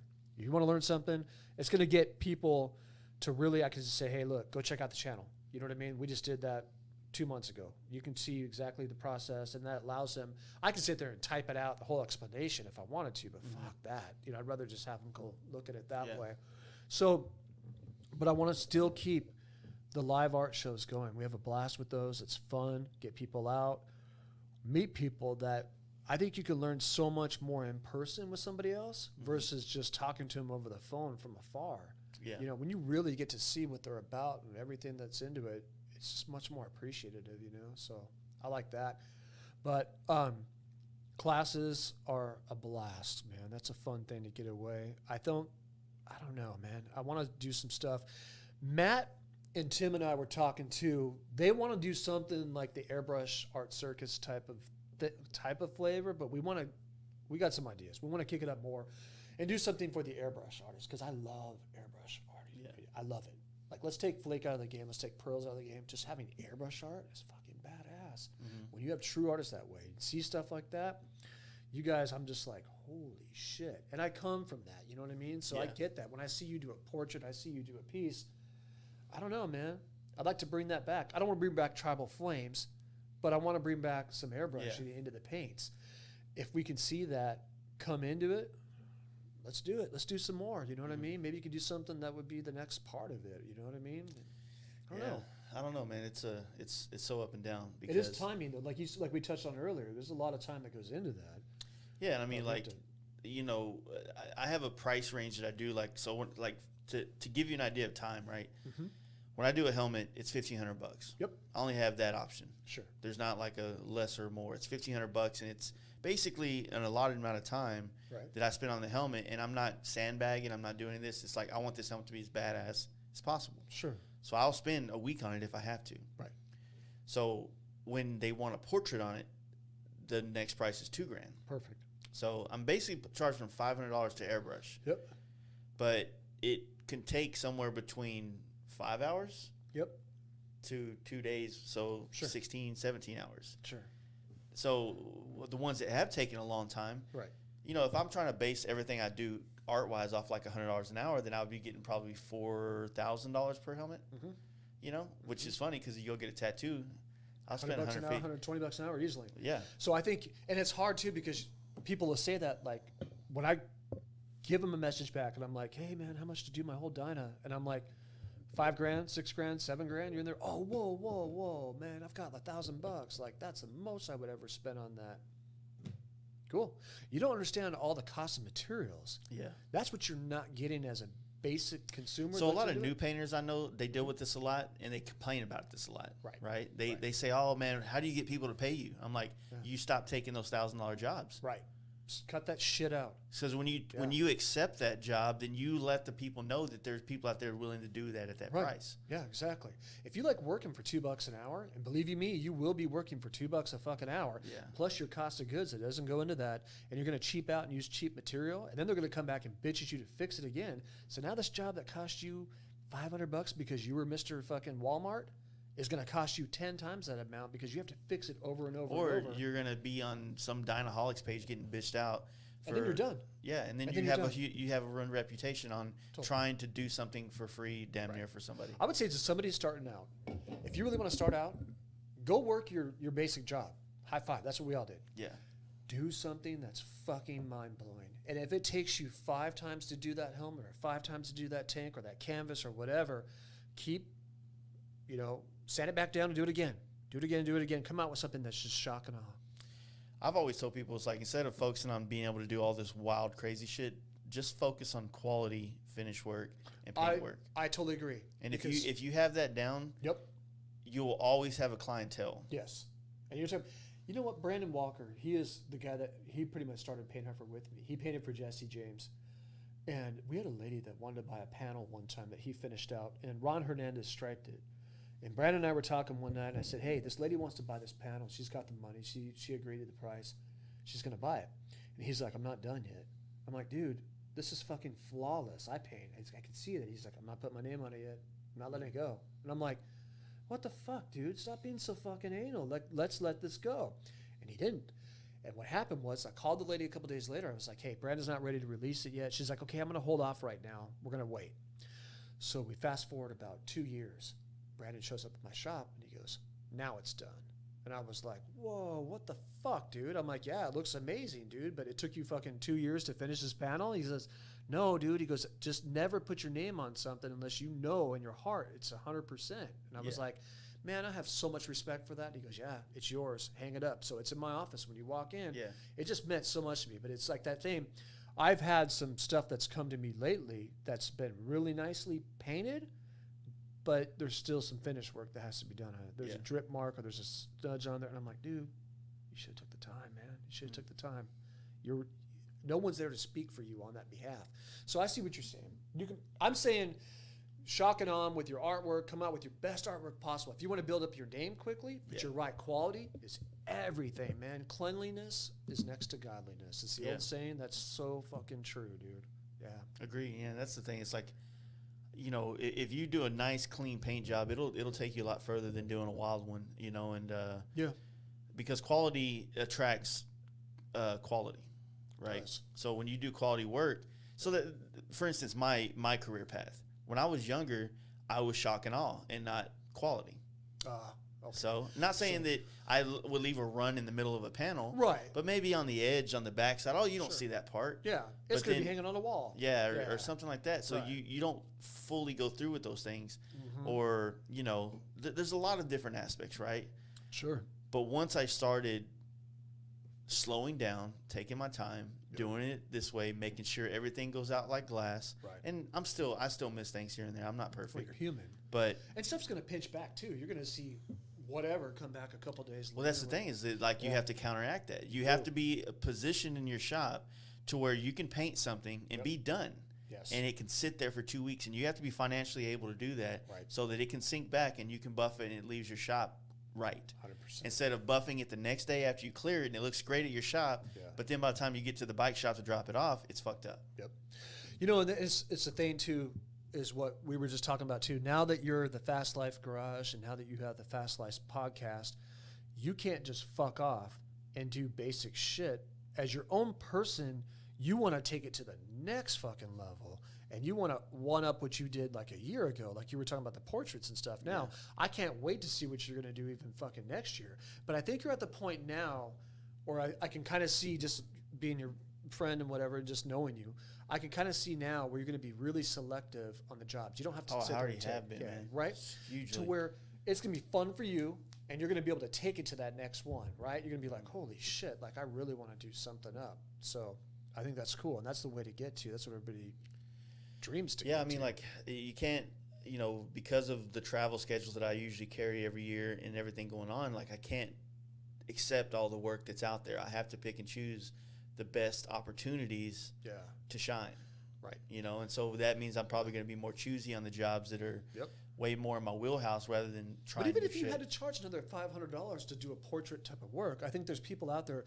If you got that budget, Yeah, you got so it. You got to be compassionate. You got to understand. What happens is, you know, like say the helmets, man. The reason why I don't want to, I already feel like they're high, but compared to other helmet painters, they're not. No, they're not.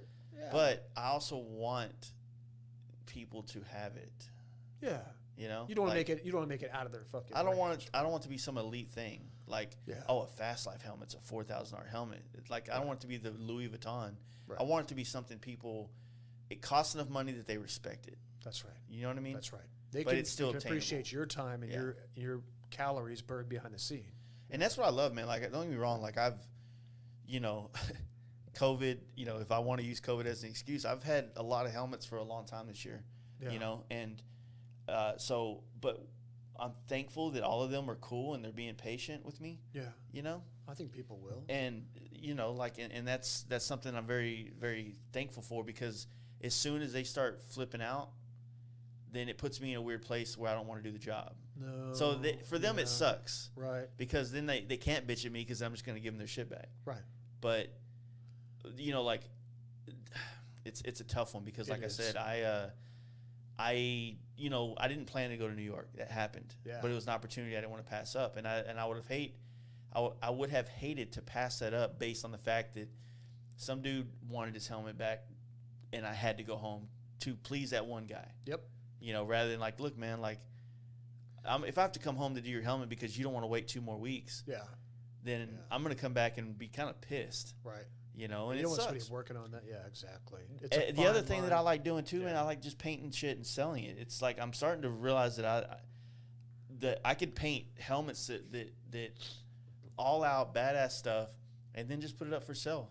And you're talking about I've seen you do that recently with the pre I've done it with cheap shit, like so. Yeah. Like and I say cheap, but I've done it to where like you know, like Simpson will send me an extra helmet or two, and I'll have like 2 mediums, Yep. right? Yep. And I'm like, all right, I'm gonna flake this helmet out and throw a pinstripe design on it and sell for $1,000. There you go. Cool. Yep. Well, what I'm talking about is I'll do like an all-out badass helmet. Right. It's a large helmet. Yep. It's $3,000, Yep. and I think that I could probably sell them. Absolutely, you could. But yeah. I would like to do that because I like customers having direction and giving me like a direction to go with their paint job. Right, but you don't want them calling you the minute they get back from dropping it off and going, "Are you done yet?" All my Are you ready customers yet?" are cool and they don't do that. Right, thank But God. what I want to do is like I also like the fact that every time I sketch something, Mhm. when I send it to them, I'm stoked about what I sketched. Yeah, So I'm not really. I am asking for their approval, but you're not just checking. You're not just cashing it I'm in. more like, hey man, this is what I want to do with your bike or I'm your excited. paint job. This is Yeah. I see this now. Yep. I just want to give you a heads up of where I'm planning on taking this. Right. And when they are on board and let me roll with it, then I'm stoked. But the good thing about myself is I don't have to go through that little small anxiety part of wondering if this is going to be okay or Is not. this okay or whatever? And I think Yeah. too, with having that Wacom tablet, that helps. That helped me so much when I can draw up tattoo stuff because I tell my clients, I was like, hey, look, I'm drawing this for you one time. It's all the time that I have allotted for. I can't sit there and do all these revisions. It's going to happen one time and that's it. Because in the very beginning, I would have the person who was so excited, they go home and, hey man, I want to do this, want to do this, want to do this. Right now, we're working with SE bikes. We're working with a lot of like big like type companies that way. And I've got guys that are old BMX legends, right? And a buddy of mine now, like, I have so much respect for this dude. He was a top dog guy back in the day. Mm-hmm. Yeah. But Mike calls me up and he's like, hey man, I want to do this on my frame and I want to do this. And I'm like, Mike, shut the fuck up. Stop fucking calling me. You're not gonna have your hand in this, dog. Well, my sister drew up this and my daughter drew up this and I want to throw this into it and everything. I'm like, nope. You came to me for a reason. You're gonna trust me on this. Like, look, we're gonna do this. Awesome. And Mike, I fucking love him, but he's that type of guy where he's so creative that he wants his hand in it too. And I'm Well, like, there's "No, a don't do that." painter for that guy. There is. You know, there's a painter that maybe hasn't developed their own niche yet, Yep. and they're Go more willing to tolerate tackle a it. lot of different types of things, and that's Yeah. that's the thing that I've the come to. co-op. Yeah, it's like when you're young, you think that you have to grab you feel like you're in that little machine with the fucking bills everywhere, and you got to grab everything in the air, Right. right? Oh, I was there. That's what Everybody. it feels like. Yeah, but fuck in yeah. in retrospect, you get out of that Yep. and you start taking in the jobs that fit you the best. Right. the customers that fit you the best. Yes. The relationships that work the best. And now it's like I have this. Most of the customers that I have that I've actually gone through with, like start to finish, come back for something else. That's right. You know, and hey, what do I have? What do you got right now of mine? I'm like, I got one more helmet of yours. All right, put me down for a bike in next April, and let's do 2 more helmets. Yep. And it's awesome, but it's also like, well, fuck, man, like. Right. What about these other people that don't get a chance yet? Because this one guy's got 9 helmets. This dude's got 5 helmets. For sure. So it's dope to have 10 customers that are constantly feeding you shit. Just bang them out. But then, you know what I mean? So it's like, well, there's people like me, like, I'll wait. You know what I mean? Like, I know we talked about it, and I know, like, I'm like, hey, homie, what the fuck, dude? You got fucking 10 helmets going on, dog. Like, what the hell? But I'm not that guy. Yeah. I understand people's. I'm an artist, you know what I mean? I get that, you know what I mean? I understand that. I'm like, dude, I could care less. If I really wanted a helmet from Jace, I'd go buy one and send it to you and be like, here's $1,000 deposit. Those are the people you know are going to be serious. You know what I mean? I'd be like, hey, man, here, do it. I used to tell people that all the time, too. I'm like, you know what? Put your money down. You know, stop talking about it. Just be about it. You know, and I think like I tell every man, 40 helmets a year is about all I can do. Fuck, dude, that's a lot. It's a lot, but it's not. If I do 4 helmets a month, that's more than 40 helmets a year. Right. All right, so 4 helmets a month, that's basically 1 helmet a week. It's doable, right? Yep. So it's a good thing, but I usually have 40 requests a month. Easily. Like 40 people that are down to do it. Right. It gets so hard to tell people no a lot. Right, yeah. That part sucks. Yeah, I can appreciate that for sure. And I don't want to be booked out for a year. Yeah, I was just going to say, we're talking about having more time to go on your road trips and to do all that. Not only go on your road trips, I don't want to be nailed. Like I don't want to be nailed into what I was doing a year ago. No. You know what I mean? Yeah, so you're trying to progress, not. Yeah, you're trying to progress, but like that dude scheduled to do a helmet paint job when I was doing more of this style. Sure. And I've evolved more to this style now. Yeah. But he's not really on board with that. So I would rather keep things at a 3-month span. That's why I stopped taking it. I stopped taking it work this year. That's smart. So that next year, like come December, I will start opening up the door for next year. Okay. But I'm gonna do everything I can to have a real strict schedule paint wise. Yeah. So nobody's waiting more than 3 months. Cool. I think that's a perfect time. You know what I mean? That makes sense. It's like starting over, right? Yeah. Like instead of in December, I should be caught up with just about everything. Right. And then I'm trying to leave January open for all the homies and all the, I'm still making money painting stuff, but it's like, I want to get all the friends and all the sponsorships and all this shit out of the way. Yeah. So that February, March, April, I'm back in doing work again. That's smart, man. So. That's a smart way to walk that out. Yeah, you got it. I'm proud of you, man. That's a fucking good way to do it. Yeah, we're going to wrap it up then. Where are we at? 3. We're at 3 hours? Yeah. Fuck, dude, time flies. Holy it goes quickly. It does. It goes fast, dude. It feels like we've been maybe talking an hour. Yeah, it goes quick, man. It's I got so many fucking podcasts this month to release. What are you gonna do next? With what? You have more podcasts? No, not tonight, man. It's been a fucking wild weekend, man. Yeah, you had. We had a party Friday. On? Yeah, we're still on. Oh, okay, right on. Good deal. We had a party Friday. You had a party here? Yeah. Okay. Yeah. Because my buddy that was at the house last night when you came through, he was supposed to be here Friday night, but he didn't get here till yesterday morning. Oh, that's what. And then so we were planning on just getting fucked up Friday night. Yeah. Instead of got fucked up Friday night, then woke back up at 10 a.m. or 9 a.m. and I was back here at the shop at 10:30 doing a podcast, drinking again, right? And then like after you left my house last night, I was ready to check out. I was tired. Yeah, I could tell. And then I had a second wind, and I went back outside and drunk again till 2 a.m. Oh shit! And so you guys did it up. Yeah. Now I'm kind of fucking. I did 7 hours on the road again. I rode down to Austin, and everybody's like, "Dude, you're crazy." Because I usually do I've been doing about 5 to 7 a day, but today I was like, when you and I talked last, I was like, "No, I'm gonna stay again. I'm gonna rest." Tomorrow I'm supposed to go to Lubbock, which is 5 hours. And then either way, I'll go either on the 20 or on the 40 and then go back home that way. But I don't mind traveling. Yeah. Like, I'm good with it. I love it. Like, it's cool. Like, everybody's like, dude, you're going to wear yourself out. I'm like, yeah, but it's the worth. You know what I mean? Like, I got an hour ride back tonight, but It's not bad.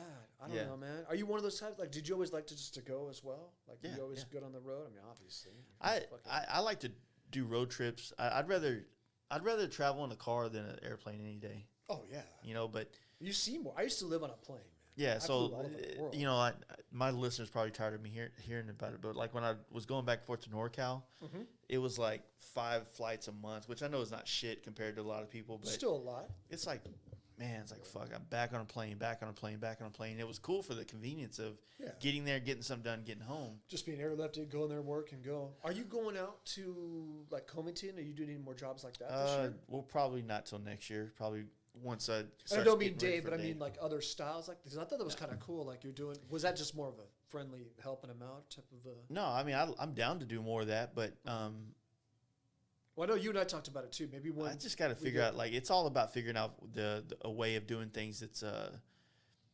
works, right? Well, it's gonna be fun, right? Like like if we do something at Paint Huffer, it would be like a job that you come out. Well, I've had you people paint- reach out and want me to come to, like, some dude was up in Boston, wanted me to come paint some baggers up there, and I'm like, I'm down to do that. Yeah.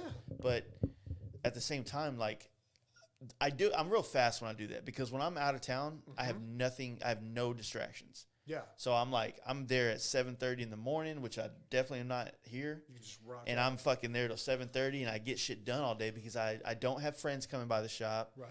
I'm not, I'm not trying to figure out what's for dinner with my wife. For You know what sure. I'm saying? So there's Yeah. like a lot of things that Yeah. are out of the way, so I get shit done quick. And that's the only reason why I did my bike so quick before Sturgis, is because I went to Covington's and I painted 2 bikes that I was very, very proud of. Oh, you did that there? Yeah, in 7 Oh, days. Shit. Okay, so I was like, I just thought you did it just because of Sturgis. I was like, okay, he's just burning the calories. No, I did their Or the- bikes, but yeah. I did 2 badass paint jobs in 7 days. Damn. And then so I was like, I've got to be able to do that here. Here. So you just came home with that due diligence and just. Yeah, and I knocked just it like, right. all I right, got can I knock out a full paint job in a week? Now, my bike needs to be buffed. I haven't buffed it or anything like that, Right. things like that. But Yeah. It's still sweet. yeah, It's good stuff, man. It's fucking rad. I think, having that thing about having friends come by, we have that at Paint Huffer. A lot of times people are like, hey, man, you guys grilling out tonight? You going to have this tonight? Or can I come by and check out these? And I'm like, I now set up to where I have resources that are like pulling all the orders behind the scenes and doing all the facilitations to where I can be a little bit more one-on-one. But it's a hard thing where people don't understand that, like, I got a job. It's a fun job, but it's a job. Like, I have to be there and I have to work out, and I can't just, oh, you own your business, you can just go fuck off. And I'm like, oh, no. Like, I'm there at 10 o'clock in the morning sharp. I'm here. I have to do this. And there's days where you can fluctuate a little bit, but people that want to come hang out and just chill and just drink beers all the time, those are the times I'm like, okay, Saturday night, we'll save it up. You know what I mean? Yeah. And I finally have to put my foot well, that's what we down do about too. that. But like I said, I have when my apprentice was here, more people would come here every day. Yeah.